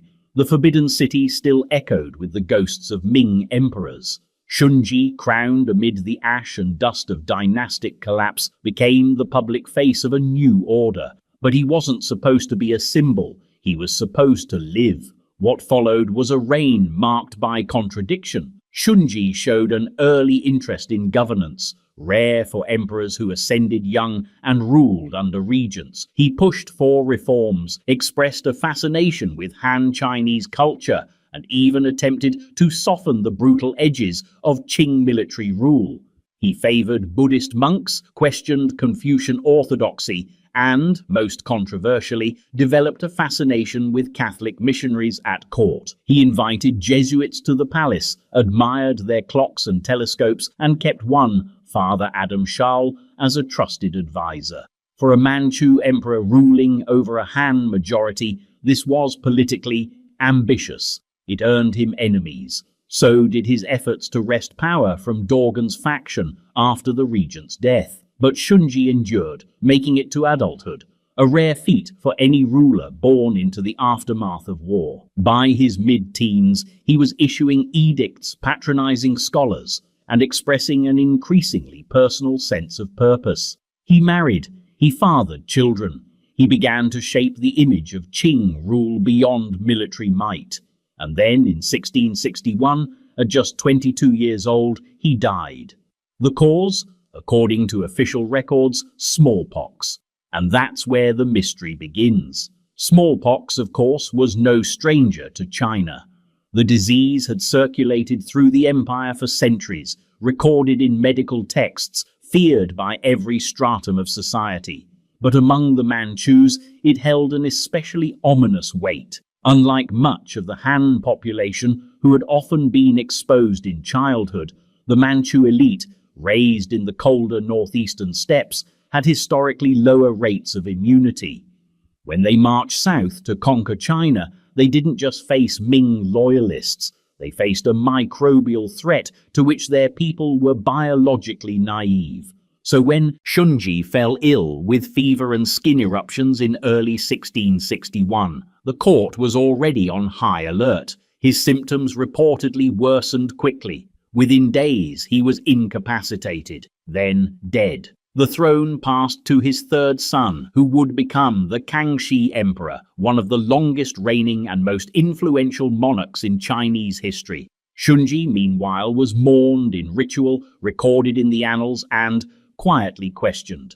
Because rumors began to spread, whispers in the corridors of the Forbidden City, letters passed in merchant caravans, coded lines in underground poetry, that Shunji hadn't died at all. The most persistent version, that he had faked his death and become a Buddhist monk, retreating to Wutai Mountain to pursue a life of spiritual devotion.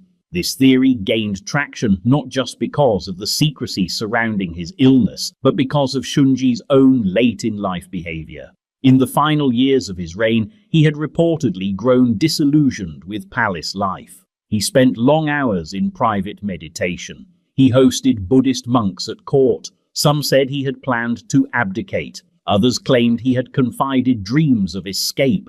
The imperial court dismissed these rumors with measured silence. But their refusal to elaborate on the exact nature of his illness, paired with the suddenness of the funeral, the lack of public viewing, and the timing of the succession, left gaps wide enough for centuries of speculation to slip through. Modern historians mostly agree he died of smallpox. The symptoms align, the timing tracks with known outbreaks, and the succession to his son was orderly, if swift. But as with so many deaths behind palace walls, the ambiguity itself became the lasting legacy. Not just what happened, but what wasn't allowed to be said. Shunji's death left behind a Qing dynasty poised for greatness, but still haunted by its precarious beginning.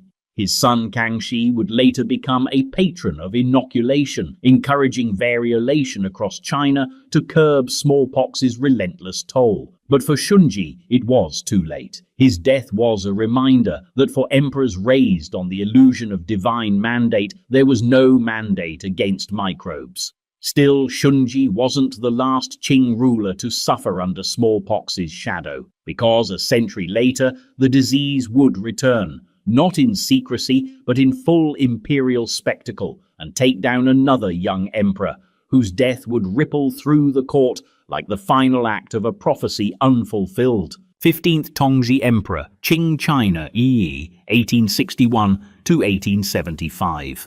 The Tongji Emperor was born into a palace built on silence. Silence over power, over politics, over the ever-looming collapse of a dynasty that could no longer remember how to rule without pretending it still did. His reign began in name, not in action. He was 5 years old when he became emperor, and by the time he died just before his 19th birthday, he had spent most of his reign as a figurehead behind silk screens, watched over by two empress dowagers, one of whom, Cixi, was his mother. And yet, despite being little more than a ceremonial presence in his own government, his death in 1875 managed to stir a controversy that has never fully settled. On paper, the cause was simple and tragically familiar: smallpox. But as with most things involving the imperial court in late Qing China, the surface told only part of the story. Let's start with what's official. The Tongji Emperor, born Zaichun in 1856, was the only surviving son of the Xianfeng Emperor and Empress Dowager Cixi. He came to the throne after his father's death in 1861, but the real reins of power were held by the regency of the two dowagers, Cixi and Cai An, who ruled through him during his minority. His reign coincided with one of the most critical junctures in Qing history, the aftermath of the Second Opium War, the continuing Taiping Rebellion, and the slow, humiliating encroachment of foreign powers. Through it all, the boy emperor sat quietly in the Forbidden City, learning calligraphy, ritual, and the delicate art of being seen but not heard. When Tongji finally came of age and declared his intent to rule independently in 1873, it was less a transfer of power than a polite announcement. Cixi remained the true center of court gravity, and his decisions, what few he made, were often quietly reversed or ignored. His most ambitious project, the so-called Tongzhi Restoration, was a half-hearted attempt to strengthen the empire's institutions through Confucian orthodoxy and military modernization. It never gained traction.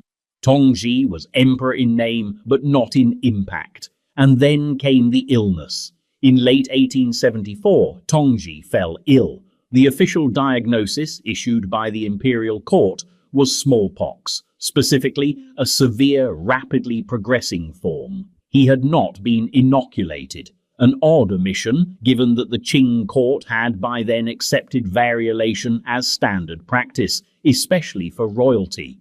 In fact, his father had been variolated, and the practice had been promoted during the Kangxi emperor's reign almost 2 centuries earlier. Why Tongji wasn't protected remains one of the more curious blanks in the imperial record. The smallpox theory fit the symptoms: fever, rash, weakness, rapid deterioration. Tongji was bedridden for several weeks before dying on January the 12th, 1875. He was 18 years old, but not everyone accepted the official story. Almost immediately after his death, rumors began to circulate. Some whispered that it hadn't been smallpox at all, but a more socially sensitive illness, something inappropriate for public acknowledgement. Others alleged that his death had been politically convenient, pointing to Cixi's reassertion of power almost immediately afterward. There was even speculation that Tongji had taken to wandering Beijing's brothels during his brief stint of independent rule, contracting a disease that could not be publicly named in connection with the Son of Heaven. Historians remain divided on the plausibility of these claims. Some argue they were nothing more than the court's way of explaining away a weak ruler's premature death. Others see them as coded criticism of Cixi's increasingly autocratic grip on the throne, a kind of political poetry hidden in whispered diagnosis. But even if the official story was true, and many scholars maintain that it was, the implications were still troubling.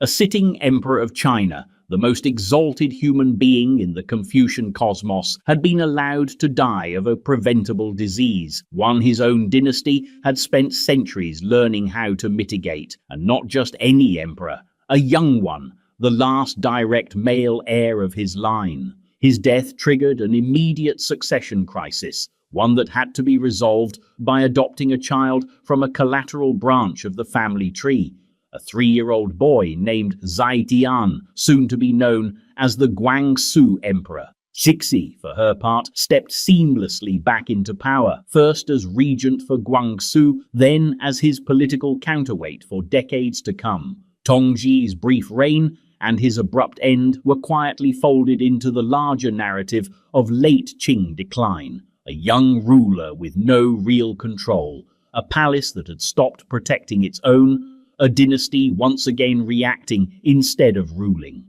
His tomb, Huiling, stands in the Eastern Qing tombs complex, not far from the grander mausoleums of more consequential emperors. It is a place of stillness, not pilgrimage, a footnote in stone. But the story it tells, or tries not to, lingers.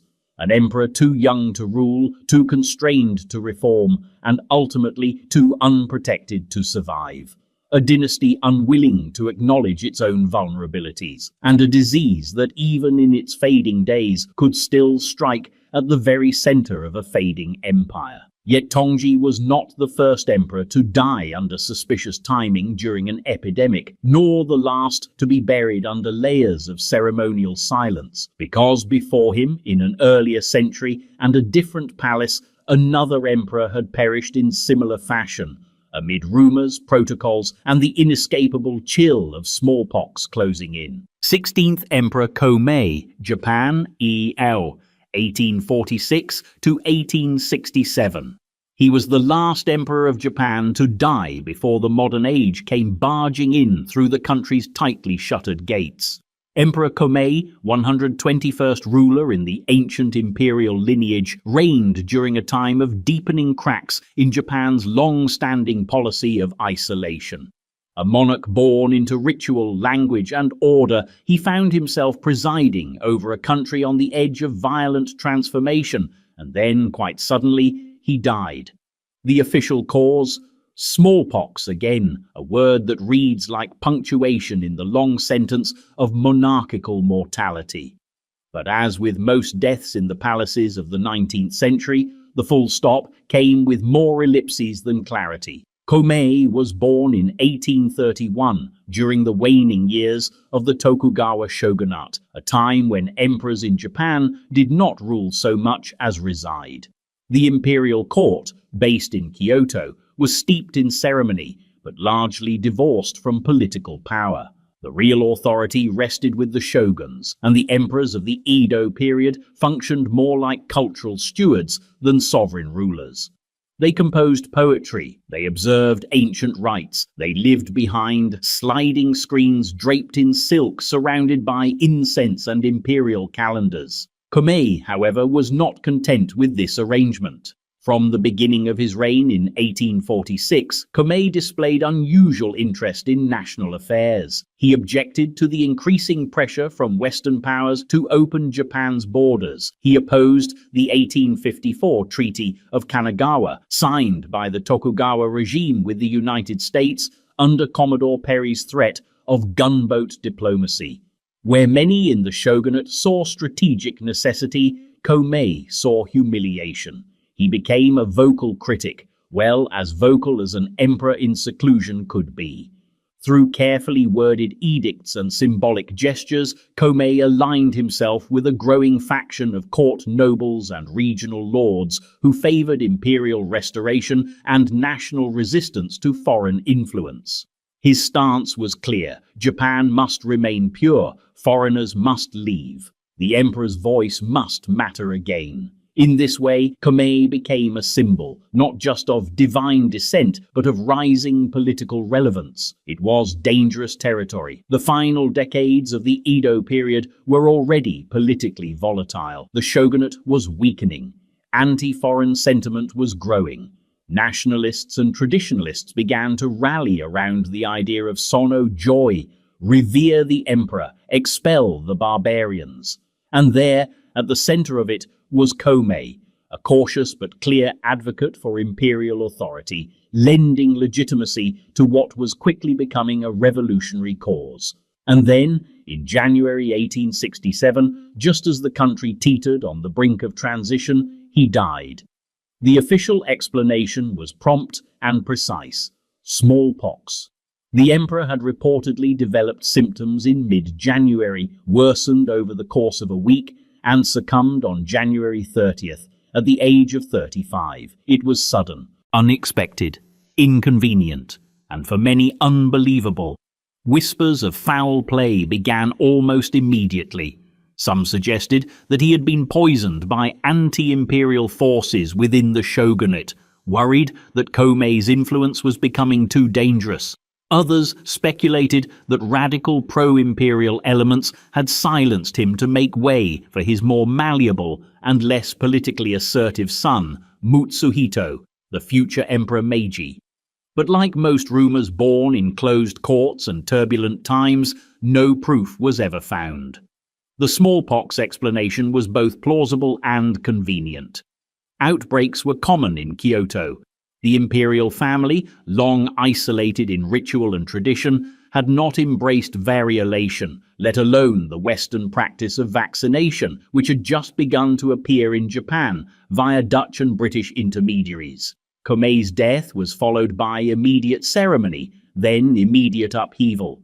His teenage son was installed with minimal delay. And then, just months later, came the Meiji Restoration, a complete political inversion in which the emperor, long a puppet of spiritual abstraction, became the focal point of a new centralized government.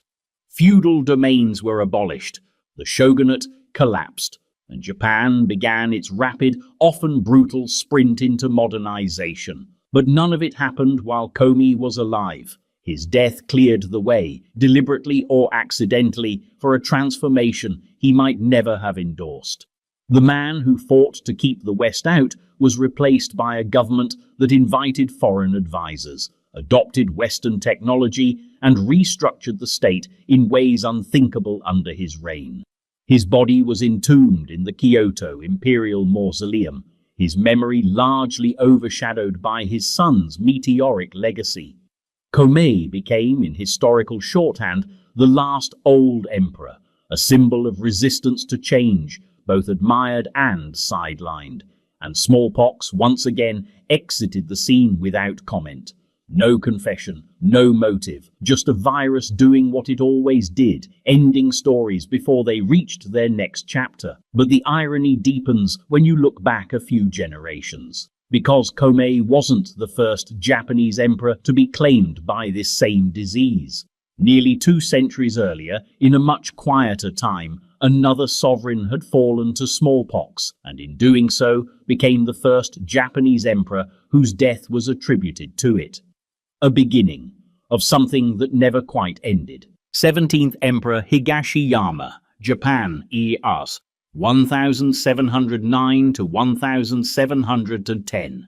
If ever there were an emperor defined more by stillness than speech, more by ritual than reign, it was Emperor Higashiyama. His name rarely appears in textbooks outside of imperial rosters, and his life, contained within the narrow corridors of Kyoto's cloistered court, was one of practiced invisibility. In the world beyond the palace walls, samurai fought, merchants traded, and the Tokugawa shogunate governed with stern efficiency. But within the paper-thin walls of the imperial residence, Higashiyama lived a life measured in poems, incense, and bows. And yet even in that quiet life, untouched by political storms, smallpox found him.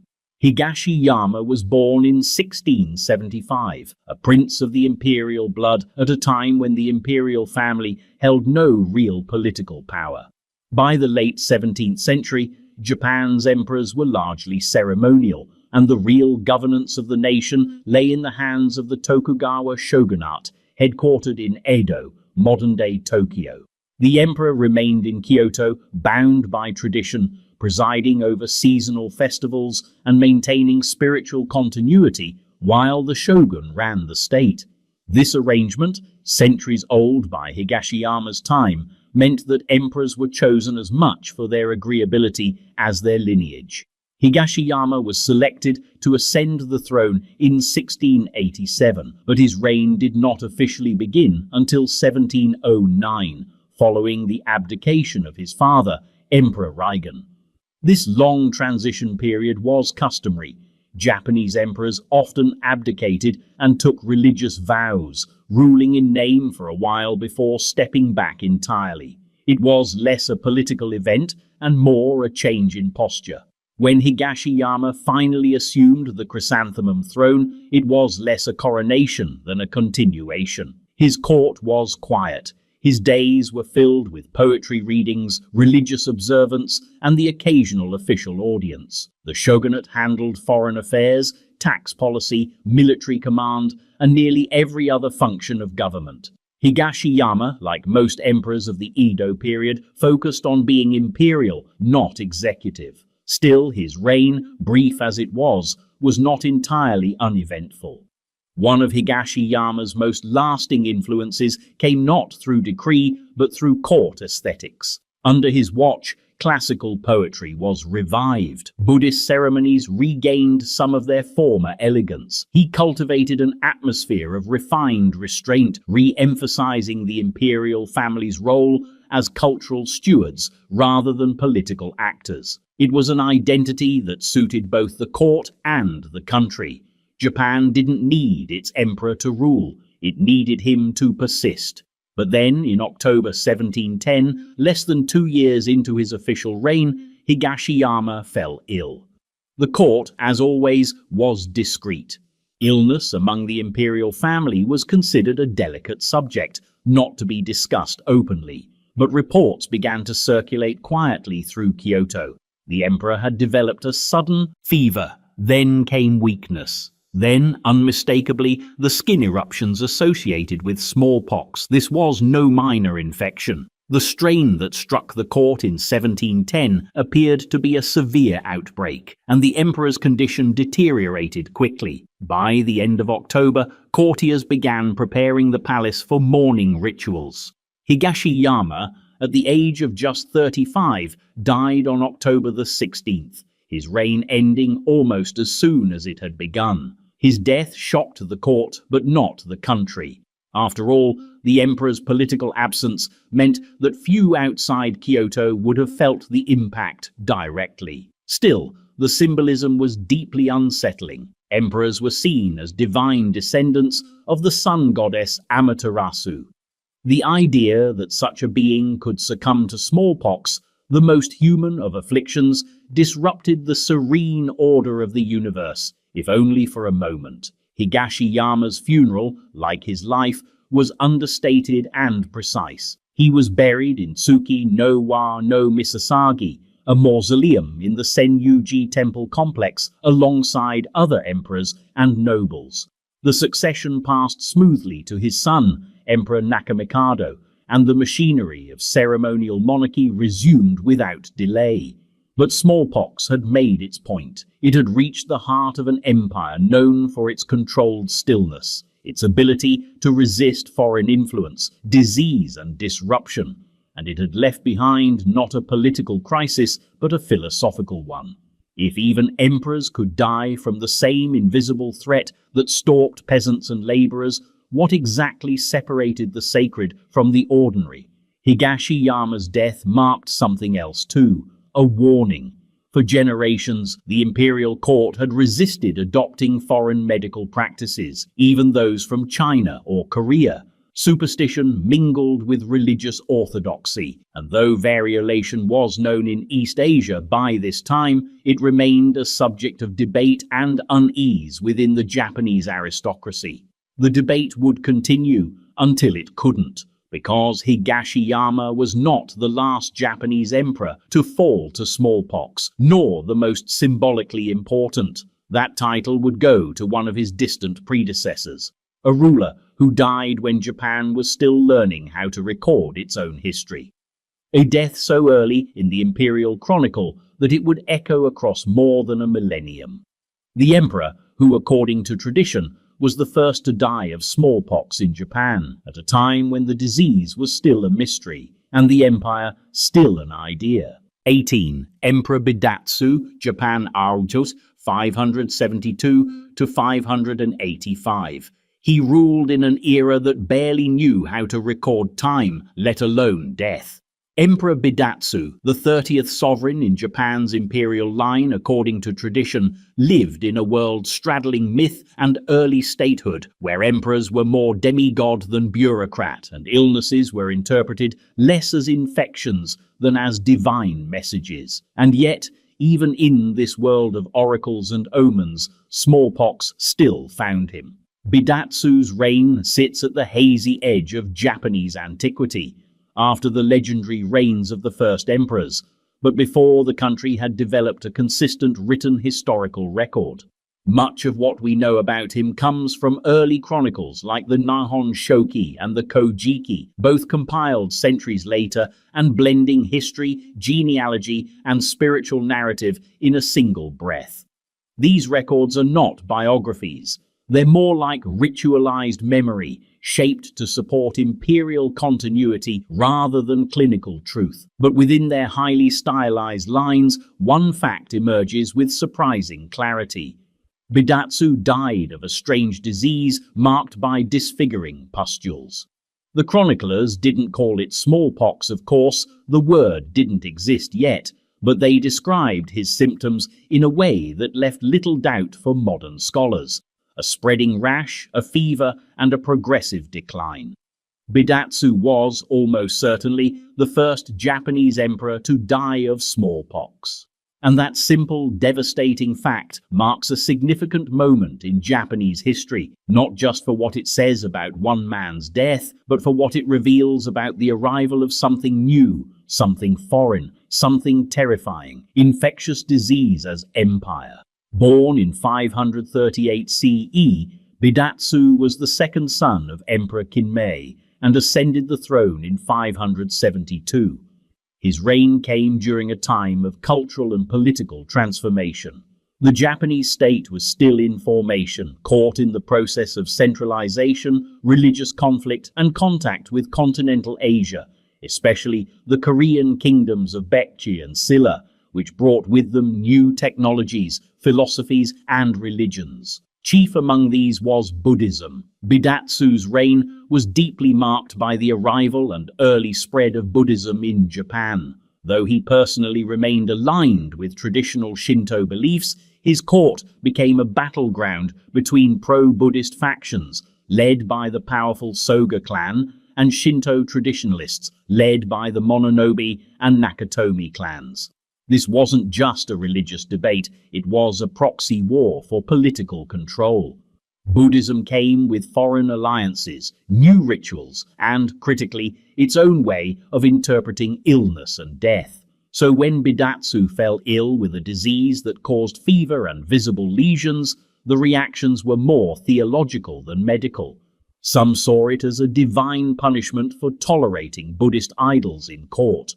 Others interpreted it as a curse from ancestral gods angered by foreign influence. Still others saw it as a test, a heavenly trial meant to measure the spiritual strength of the emperor and his regime. But the disease didn't care about interpretation. Bidatsu's condition reportedly worsened in waves. His skin developed unusual markings. He became weak. His court grew silent.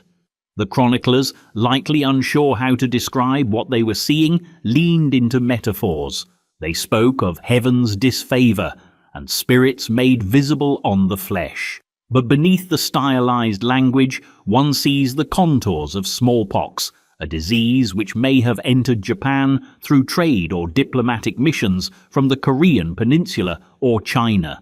And if it was smallpox, then it represents one of the earliest documented appearances of the disease in Japanese history, a moment when the divine body of the emperor was shown to be vulnerable, not to a rebellion or divine retribution, but to something microscopic, something invisible, something new. Bidatsu died in 585 after 13 years on the throne. His death didn't trigger a crisis. Succession passed relatively smoothly to his half-brother, Emperor Yomei, but it did leave behind a lingering sense of instability. If the emperor could suffer such a fate, what did that mean for the nation's divine protection, for its cultural identity, for the newly forming court that was trying to pull Japan together under centralized rule? In retrospect, Bidatsu's death signaled more than the loss of one monarch.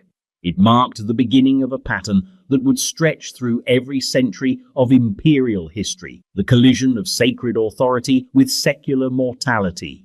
He was not the last emperor to die of smallpox, nor the most famous, but he was the first, and perhaps the most symbolically fragile. His passing introduced the idea that Japan, despite its myths, its isolation, its rituals, was part of the same biological map as the rest of the world. A place where disease could arrive unannounced, where divine lineage was no shield, and where even the gods, if they walked among men, could not guarantee immunity. But if smallpox had crossed the sea into Japan, it had also begun traveling another far deadlier path through entire continents, aboard ships not of pilgrims or diplomats, but of conquest. And in the Andean highlands of South America, it found a new target. An emperor whose realm had never known the disease before, and whose death would leave an empire in freefall. 19. Huayna Capac, Sapa Inca RC 1493 to 1525. He was the last Inca emperor to rule over an undivided empire. Huayna Capac, sovereign of Tawantinsuyu, the land of the Four Quarters. His reign marked the height of Inca power, a sprawling network of mountains, rivers and roadways stretching across modern-day Peru, Ecuador, Bolivia, Chile and Argentina. At its peak, the empire encompassed over 10 million subjects and a logistical apparatus so advanced it impressed even the Europeans, who would soon dismantle it. But Huayna Capac never met a Spaniard, never saw a cross, never heard the word conquistador. His killer arrived years before they did, and it didn't carry a sword. It came in silence, unseen, unrecognized, and unstoppable. A foreign agent with no political ambitions, no religion, no strategy, just replication, just contagion, just time. Modern historians agree Huayna Capac likely died of smallpox around 1525, years before Francisco Pizarro set foot in Peru. At the time, the Inca had no name for the disease, no cure, no memory of it. The idea that someone could fall ill, erupt in blisters, and die within days was alien to their medical and spiritual worldview. The Spanish, however, knew it well, and they carried it, unknowingly, efficiently, across oceans. The theory goes like this. Smallpox first entered the Americas via the Caribbean in the early 1500s, brought by European sailors, settlers, and enslaved people. From there, it spread southward, leaping across trade routes and indigenous networks faster than any conquistador could travel. By the time it reached the Andes, it had already decimated coastal populations and destabilized regional alliances. The Inca Empire was next. At first, no one knew what to call it. Huayna Capac had been leading military campaigns in the north, extending Inca control into what is now Ecuador. It was during this northern expedition, far from Cusco, that he fell ill.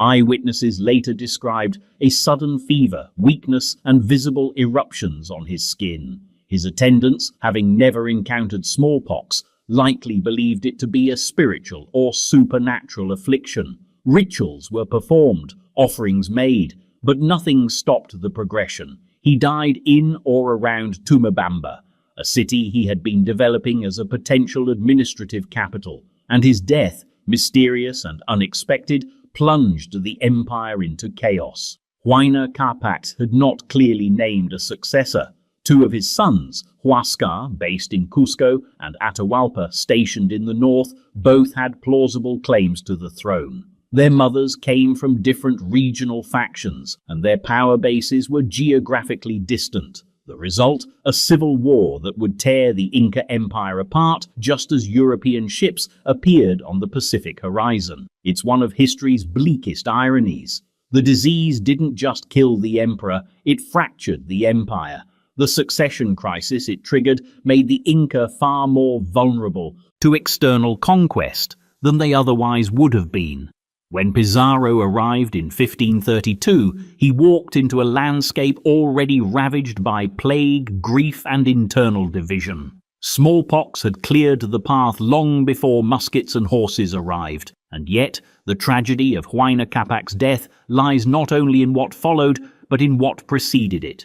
By all accounts, his reign had been marked by innovation, infrastructure, and expansion. He had continued the work of his father, Tupac Inca Yupanqui, who had doubled the empire's size. Huayna Capac solidified roads, expanded the administrative class, and developed the Inca's famous quipu system of knotted record-keeping.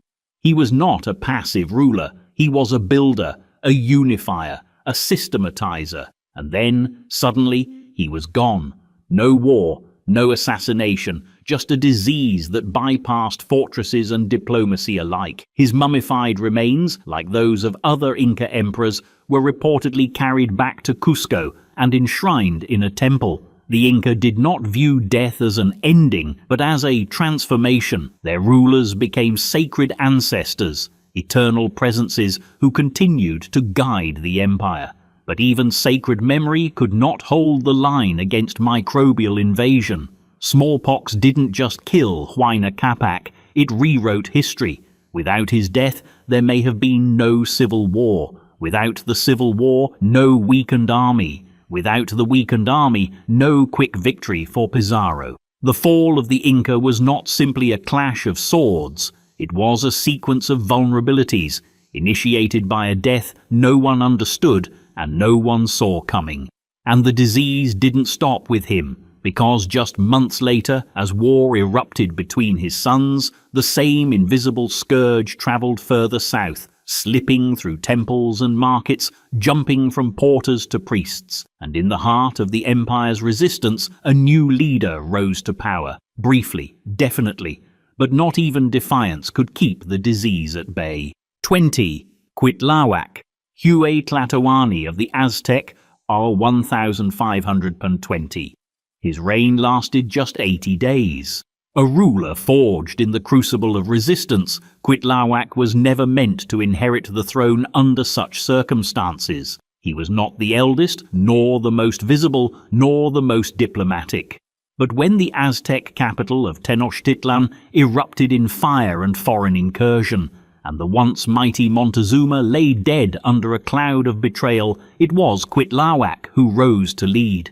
His time in power was brief, but not forgotten, because in those 80 days he did what few others dared. He beat the Spanish, and then, not long after, he died, not by musket, not by blade, not by execution, but by something far older, far less visible, and infinitely more insidious: smallpox. In the summer of 1520, Tenochtitlan was a city on the brink. Spanish forces under Hernán Cortés had arrived a year earlier, and through a careful blend of diplomacy, manipulation, and hostage-taking, had managed to place themselves at the heart of the Aztec Empire.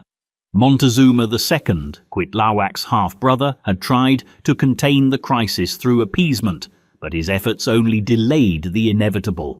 Cuitlahuac, meanwhile, had been watching, listening, waiting. He had served as Tlacotalcatl, a high-ranking military commander responsible for the city's arsenal. His role was not ceremonial. He was a strategist, a warrior, and most importantly, a skeptic of Spanish intentions. Unlike Montezuma, who viewed the newcomers through the lens of prophecy and divine ambiguity, Cuitlahuac saw them for what they were: invaders. In late June 1520, during a series of violent confrontations now known as the La Noche Triste, the Night of Sorrows, the people of Tenochtitlan turned against their unwanted guests. After Montezuma's mysterious death, whether by Spanish hands, by his own people, or by accident remains unclear, Cuitlahuac took command of the defense, and under his leadership the Aztecs forced the Spanish out of the city, dealing them one of their greatest defeats in the New World. The victory was astonishing. For a moment it looked as though the tide had turned. Cortés's forces were routed. Hundreds of Spanish soldiers were killed or drowned in the lake as they fled. Aztec morale surged. Tenochtitlan stood strong. Then the disease arrived. It had come aboard a Spanish ship months earlier, likely carried by an African or European crew member infected during the voyage. The virus required no strategy, no alliances, no weapons. It travelled by air, by skin, by breath. And in a city as dense and vibrant as Tenochtitlan, surrounded by canals, bustling markets, and tight family compounds, it spread with terrifying speed. Smallpox had never existed in the Americas before 1492. There was no immunity, no tradition of treatment, no cultural memory to fall back on. The Aztecs interpreted it through a mix of religious frameworks. Some saw it as punishment, others as sorcery, others still as a harbinger of apocalyptic change. For Cuitlahuac, it was more than symbolic, it was lethal. Just weeks after his victory over the Spanish, he began showing signs of illness. The sources are sparse and filtered through the European lens, but Nahuatl accounts preserved in later codices suggest he developed a terrible sickness that caused the skin to erupt, which spread rapidly throughout his body. His strength faltered, he retreated from public life, and in October 1520, not even 3 months into his reign, he died. He was around 41 years old. The death of Cuitlahuac was not just the end of a ruler, it was the shattering of a brief window of possibility. In a different timeline, his leadership might have stabilized the empire. He might have united the resistance, fortified the capital, and brokered new alliances with neighboring city-states. But his death plunged Tenochtitlan into another succession crisis at the very moment it needed coherence most. His successor, Cuauhtémoc, would inherit a city in disarray, its military weakened, its people dying by the thousands, and its religious foundations crumbling under the weight of disease. By some accounts, smallpox killed up to half the population of Tenochtitlan within a few months. Corpses filled the streets, temples were silent, priests performed rituals over empty courtyards. The psychological impact was enormous. How could the gods allow this? How could an empire fall, not in battle, but in bed? Cuitlahuac became a symbol, not of failure, but of lost potential. The last Aztec ruler to strike a decisive blow against the Spanish, the only one to rule between Montezuma and the fall of Tenochtitlan, and a man who fought for a city that was already invisibly being undone from the inside out. He died too soon to be conquered, but not soon enough to stop what came next. Because across the ocean, in another island kingdom shaped by isolation and volcanic splendor, a very different kind of ruler was preparing to cross the sea, not to conquer, but to meet the conquerors. And unknowingly, to bring a nation into contact with a virus it had never met.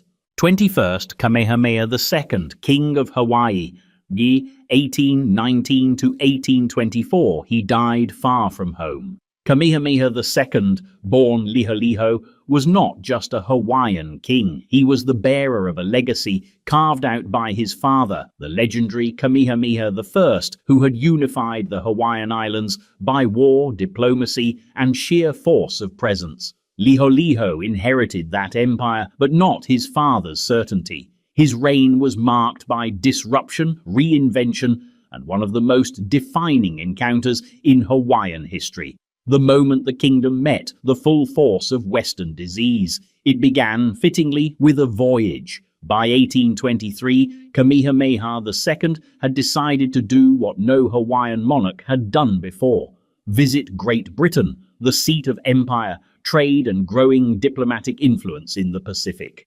European ships had been circling Hawaiian shores for decades, but this was the first time a Hawaiian sovereign would step into the very heart of colonial power, not as a subject, but as a peer. He brought with him a modest entourage, including his queen and half-sister, Queen Kamamalu, as well as high-ranking chiefs, translators, and advisors. Their goal was to negotiate formal recognition of the Hawaiian kingdom's sovereignty, establish trade relations, and return with the prestige of international diplomacy. The mission was ambitious, symbolic, and in hindsight, tragically doomed, because the delegation wasn't just crossing oceans, they were crossing immunological boundaries their bodies had never prepared for. The voyage itself was uneventful. They arrived in London in May 1824 and were initially welcomed with curiosity and admiration. The Hawaiian royals were dressed in Western-style formal wear, silk, lace, top hats, and accompanied by Protestant missionaries who helped craft a politically palatable image for their hosts. The newspapers wrote about them with a mix of fascination and exoticism. Artists scrambled to paint portraits. Crowds gathered to glimpse the royal visitors. They were slated to meet King George IV, who, in typical fashion, delayed the meeting indefinitely. And then the symptoms began. By early June, both Kamehameha II and Queen Kamamalu developed fevers, coughs, and fatigue. Within days, it was clear they had contracted measles. To the British, this was a mild childhood disease. To the Hawaiian royals, born and raised in an isolated Pacific environment where such pathogens had never circulated, it was an unmitigated disaster. Measles in virgin soil populations, as modern historians call them, behaves differently. Without centuries of immunity and genetic resistance, the virus spreads fast, burns hot, and often kills. Missionary journals describe the king and queen's health deteriorating rapidly. Their skin broke out in rashes, their strength vanished. The British doctors, unsure how to help, administered basic care, but it wasn't enough. Queen Kamamalu died on July 8, 1824. Kamehameha II followed 6 days later on July 14th at the age of 27. Neither lived to meet the King of England. The double royal death sent shockwaves through both British and Hawaiian circles. The grandeur of the diplomatic mission, the hope of building a bridge between empires, had collapsed into tragedy. Their bodies, now symbols of cultural vulnerability, lay in Caledonian hotel rooms repurposed as death chambers. The British press, previously amused by their visit, shifted tone. The Hawaiian court, thousands of miles away, received the news with stunned grief, but it was more than personal loss. It was an epidemiological moment, a case study in what happens when global contact exceeds biological preparedness. Western diseases had been devastating Hawaiian populations since the late 18th century, when the first European ships brought not just trade, but influenza, venereal infections, tuberculosis, and beyond. Measles, however, had not yet made its way to the islands. Kamehameha II and Kamamalu may well have been the first Hawaiians to contract it. They would not be the last. Their bodies were returned to Hawaii in 1825 aboard the Blonde, a British warship dispatched with military honours and ceremonial care. Their coffins were received with chants and mourning at Honolulu Harbour, and they were interred at the Royal Mausoleum at Iolani Palace, buried not just as royals, but as martyrs of cultural collision. Kamehameha II's reign had already been one of upheaval. Upon ascending the throne in 1819, he had abolished the kapu system, the traditional religious and legal code that governed nearly every aspect of Hawaiian life. It was a bold, disruptive move, done in part to embrace modern governance and in part to accommodate growing missionary influence. Some saw him as progressive, others as a symbol of cultural compromise. But whatever one thinks of his rule, his death crystallized the stakes of contact. It wasn't war or colonization that brought him down. It was something no sword could parry and no alliance could delay. And the damage wasn't done, because in that same London hotel, another royal lay dying, Kamehameha's queen, Kamamalu. And her death, coming just days before his, marked not only the end of a dynasty's hope for European recognition, but the beginning of a devastating epidemic back home. An epidemic that would echo for generations. 22nd, Queen Kamamalu of Hawaii, consort, D. 1824. She arrived in London wrapped in velvet and ceremony, her regal bearing marked by the strange beauty of two worlds colliding. Queen Kamamalu, senior wife and half-sister to Kamehameha II, was tall, poised and striking, frequently described by British observers as both imposing and gracious, though always with the condescending awe reserved for royals from the so-called fringes of empire. She was no stranger to protocol, no stranger to visibility. In Hawaii, her presence at court was both ceremonial and symbolic, but in London, she became something else entirely, an emblem of cultural crossing, and then, very suddenly, a casualty of it. Like her husband, Kamamalu had come to England with diplomatic ambition. The journey was historic. the first voyage of a Hawaiian sovereign and queen to a European capital. They travelled aboard the Legal, a British warship, across half the world and into the heart of empire. Their goal was recognition of the Hawaiian kingdom's sovereignty, something no Pacific nation had yet secured from any European power. But more than that, they came to be seen, and they were. In the spring of 1824, London received the Hawaiian royals with curiosity, pomp, and a subtle undercurrent of amusement. Newspapers described them as exotic but dignified. Artists sketched their portraits, not always faithfully.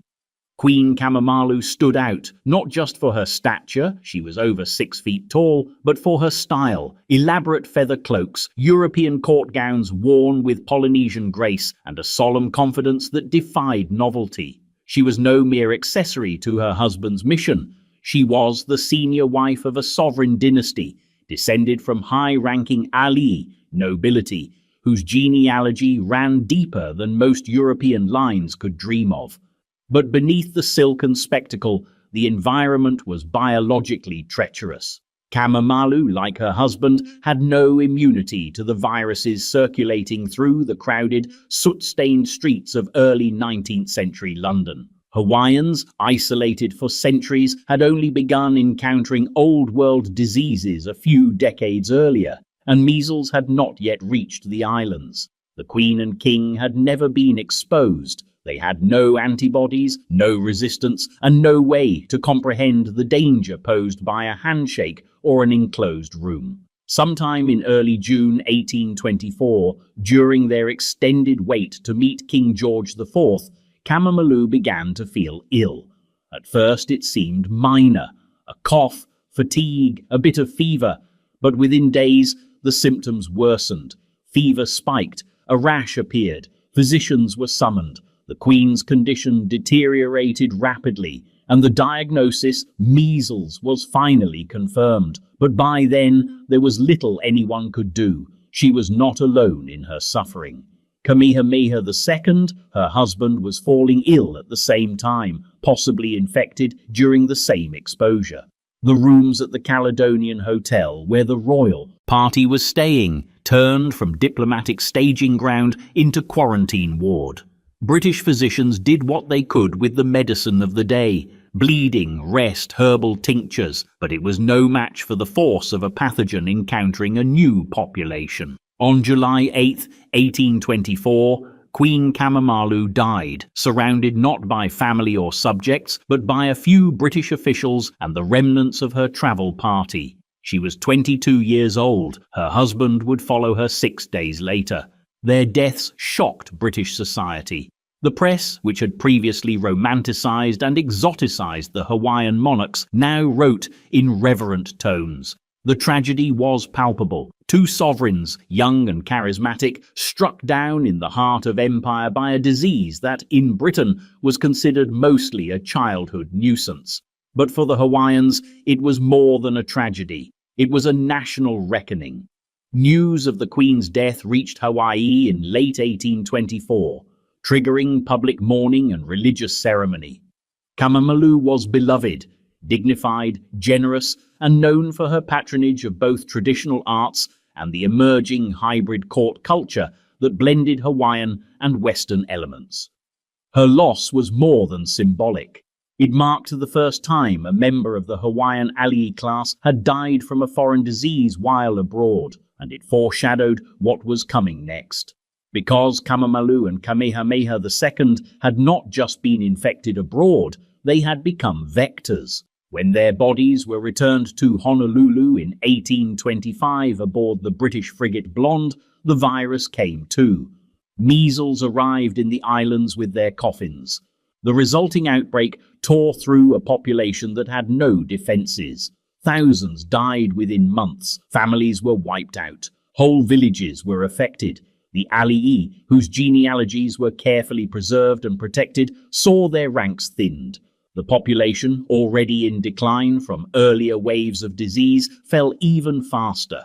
Kamamalu's death marked the turning point in Hawaii's epidemiological history, the moment when disease became not a distant threat but a permanent feature of the kingdom. Her legacy remains mostly overshadowed by that of her husband and by the grander arcs of Hawaiian history that came later, the missionary era, the constitutional monarchy, the eventual overthrow. But her life and death sit at the pivot between sovereignty and vulnerability, between royal glamour and biological fragility. She crossed an ocean to claim dignity on behalf of her people, and instead she found a door to something far older than empire, something no crown could negotiate with. But disease didn't stop with islands, because not long after, across the jungles of Southeast Asia, a different king, guided by science, not conquest, would trace the stars, only to be undone by the mosquitoes beneath them. 23. Mongkut Rama IV of Siam, Thailand, RR 1851 to 1868. He is remembered in the West as the King from The King and I, a theatrical adaptation of questionable accuracy and considerable distortion. But in his own kingdom, King Mongkut of Siam, also known as Rama IV, was no musical caricature. He was a scholar king, a monk-turned-monarch, and a ruler who faced the gathering storm of colonialism with something rare in the 19th century: scientific foresight. He spoke Latin, studied astronomy, and read European diplomatic manuals while dressed in monastic robes. He modernized his kingdom not with fire and steel, but with treaties and telescopes. And in the end, what killed him wasn't rebellion, assassination, or some geopolitical clash with the British Empire. It was malaria, caught while trying to observe a solar eclipse. It's hard to imagine a more ironic death for a monarch known as the father of Thai science. Mongkut, born in 1804, had spent 27 years in a Buddhist monastery before ascending the throne at the age of 47.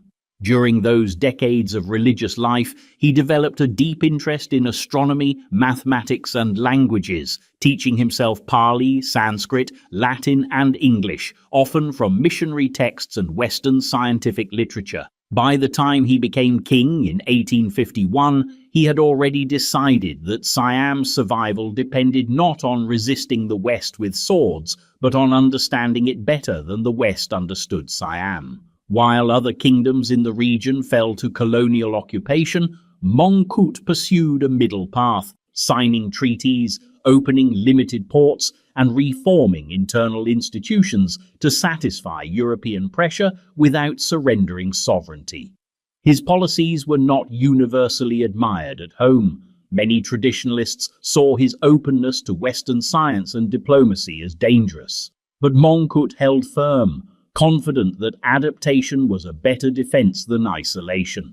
And in 1868, that philosophy took him to the edge of the Thai jungle. A total solar eclipse was predicted for August of that year, visible across parts of southern Siam. Mongkut, now 64, was not content to simply hear about it. He wanted to observe it himself, not as a monarch peering through ceremonial lenses, but as an amateur astronomer, notebook in hand, calculations verified, coordinates precise. He chose a site near Waikor village, in what is now Prachuap Khiri Khan province. He led an expedition of courtiers, scientists, and foreign observers to witness the eclipse, which he had calculated independently and with astonishing accuracy, reportedly beating even some Western predictions in precision. The eclipse was a success, the observation a triumph, the aftermath a tragedy. Shortly after returning to Bangkok, Mongkut and several members of his party began showing signs of illness, fever, chills, fatigue. It didn't take long to identify the cause. The king had been bitten by a mosquito carrying malaria, and the infection, likely Plasmodium falciparum, progressed rapidly. Mongkut's health declined over several weeks. He was reportedly aware of the severity of his condition and used his remaining time to secure the succession of his son, Chulalongkorn, who would later become one of the most transformative rulers in Thai history. On October 1st, 1868, Mongkut died just 6 weeks after witnessing the eclipse that had brought him such pride. His death was more than personal loss. It marked the end of a uniquely intellectual reign, one that had successfully kept Siam independent at a time when nearly every other kingdom in the region had fallen under European control. Mongkut had walked a narrow path between tradition and innovation, faith and science, and his demise served as a poetic, if devastating, reminder that knowledge, no matter how vast, does not grant immunity. But Mongkut's legacy endured. His son, Chulalongkorn, would go on to complete many of his father's reforms, abolishing slavery, modernizing the bureaucracy, and further protecting Siam's independence. The line held, the empire endured. Still, it's hard not to be struck by the quiet irony of Mongkut's death. A king who had mastered the stars, felled by what floated in the air around him. A man who calculated celestial motion to the second, yet couldn't calculate what might be buzzing at his ankle in a shadowed forest. And across the continent, in a vastly different empire, another king faced a death that was far less poetic, but equally mysterious. His illness unfolded on a journey while fleeing from colonial forces as the world around him shifted and fell. And when he died, the question still lingered. What exactly killed him? 24. Lobengula, king of the Ndebele Matabele, d. 1894. His kingdom was carved from resistance. Lobengula, the last king of the Ndebele, often referred to as the Matabele, inherited more than a throne. He inherited a fragile buffer between African autonomy and the oncoming machinery of British imperialism. Son of Mzilikazi, a Zulu general turned founder of the Ndebele nation, Lobengula was a monarch caught in a narrowing corridor. Every treaty he signed brought the British closer. Every delay bought time, but at a cost. And when he died, somewhere in the wilds of southern Africa, fleeing British troops in the final days of the First Matabele War, his death became not just the end of a reign, but the beginning of a myth. The cause of that death? Probably smallpox, possibly something else, possibly both. The truth, like Lobengula himself, disappeared into the bush. He ruled from Bulawayo, a city of palisades, cattle and stone. His court was imposing and hierarchical, governed by strict codes and a powerful warrior class. The Ndebele maintained a well-trained army, modelled on Zulu traditions, and for years they resisted both Portuguese incursions and Boer expansion. But the British South Africa Company, under Cecil Rhodes, brought a new kind of threat, diplomacy disguised as business. In 1888, Lobengula signed the now infamous Rudd Concession, a document he believed granted limited mineral rights to a small group of British representatives.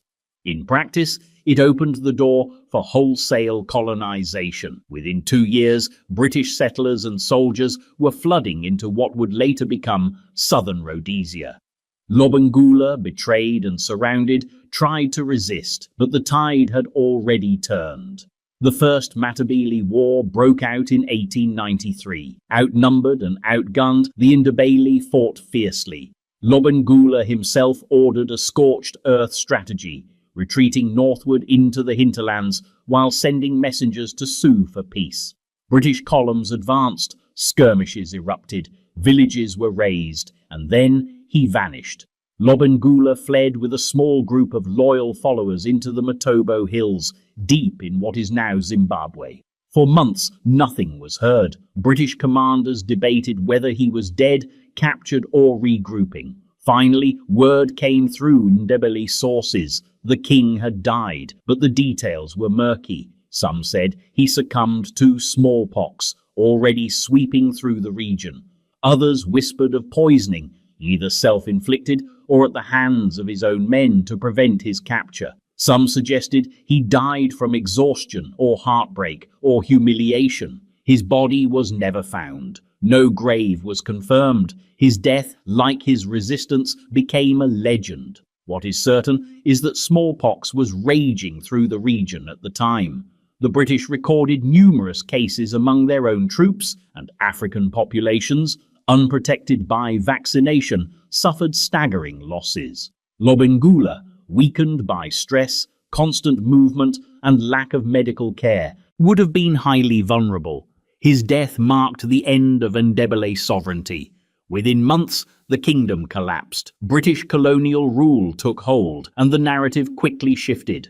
Lobengula became a cautionary tale in colonial dispatches. A king who signed the wrong treaty, trusted the wrong men, and paid the ultimate price. But to his people, he remained something else, a symbol of quiet resistance, a ghost who had eluded both capture and explanation, a king who died not for losing a war, but for trying to avoid one.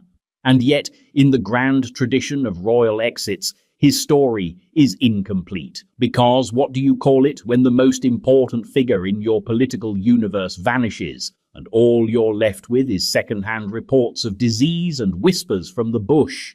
You call it history, and elsewhere in a distant kingdom by the lakes of Central Africa, another monarch would face his own mysterious end, not in war, but in wasting illness that left no clear diagnosis, only speculation and shadows. 25.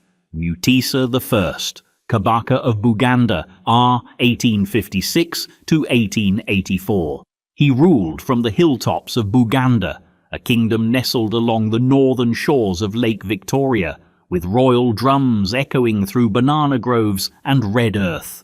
Mutesa I, Kabaka of Buganda, was no passive monarch. He played the European colonial powers like chess pieces, wrote letters to Queen Victoria, received missionaries, and declared allegiance only when it suited him.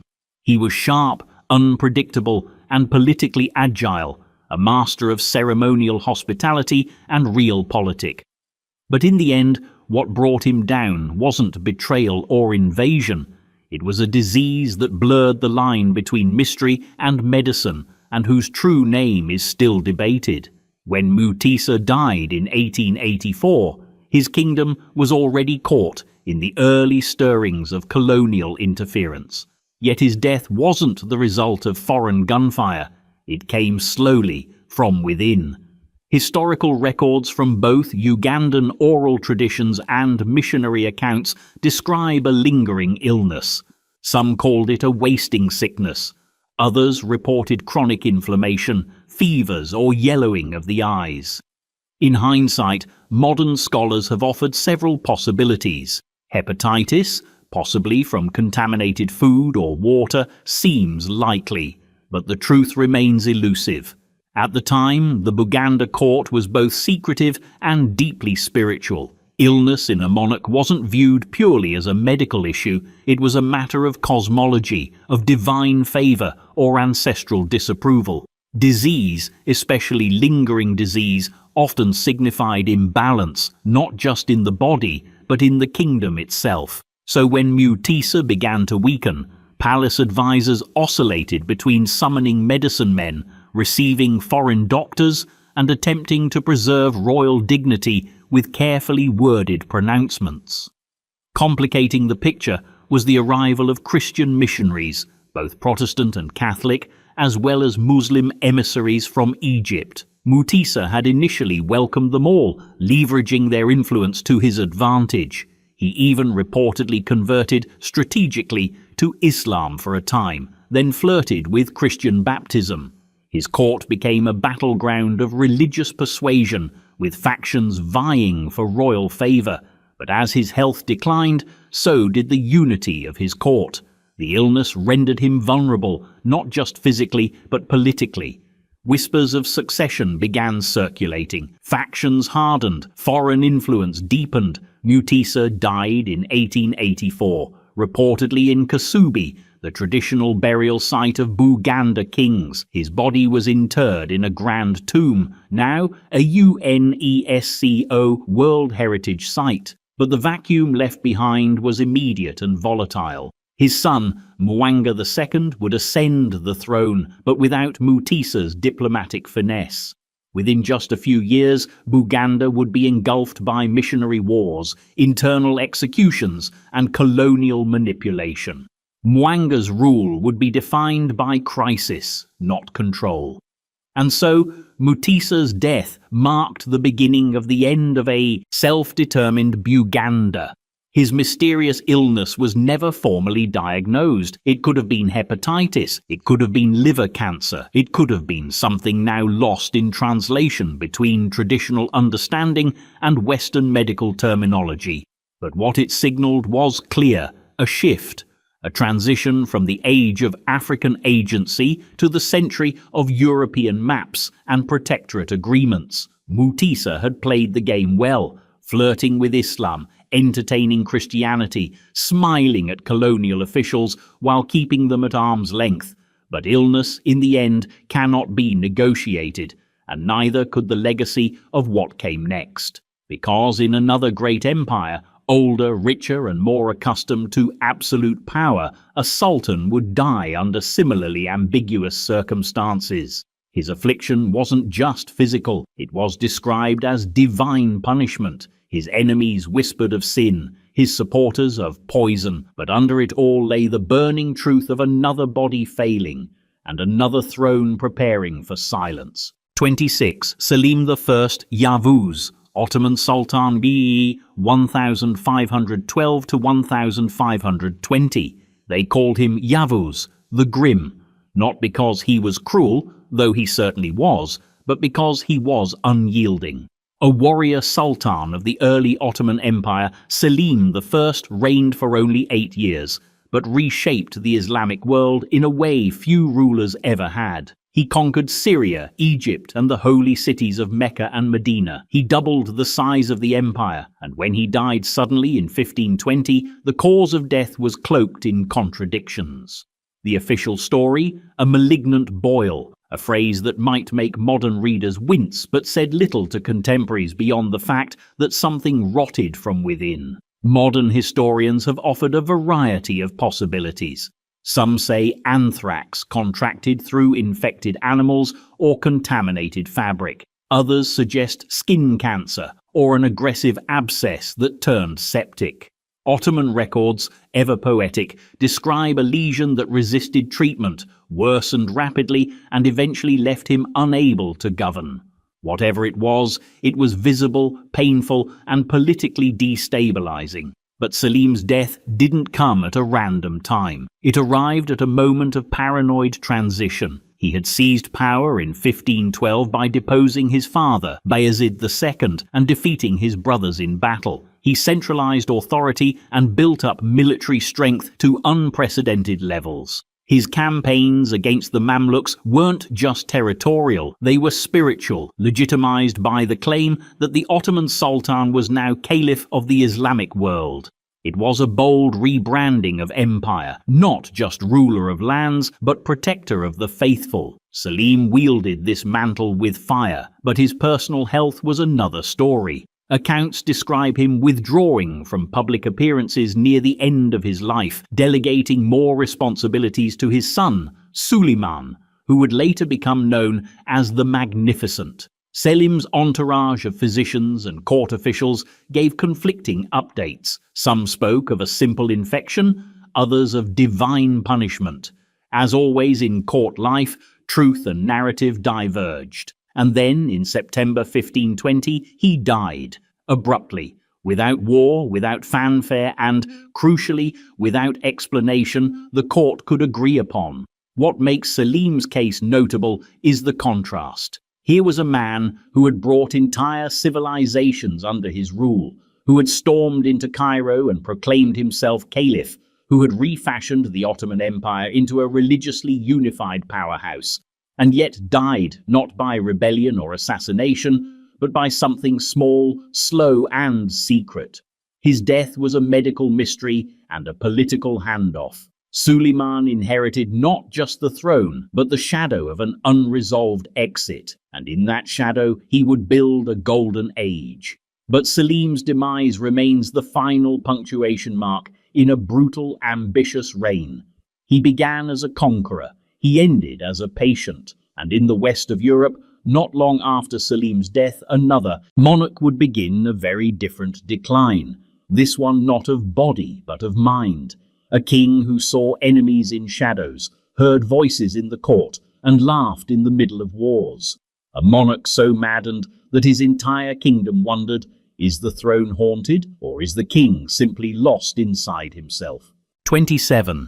Charles VI of France. The Mad reigned 1380 to 1422. It didn't start all at once. It never does. At first, Charles VI simply seemed distracted, a little tired, a touch irritable. Courtiers whispered of episodes, brief lapses in decorum, strange silences during meetings, or sudden fits of anger, followed by long spells of regret. But he was young, after all, only 12 when he inherited the crown, and not yet 20 when the real business of ruling began.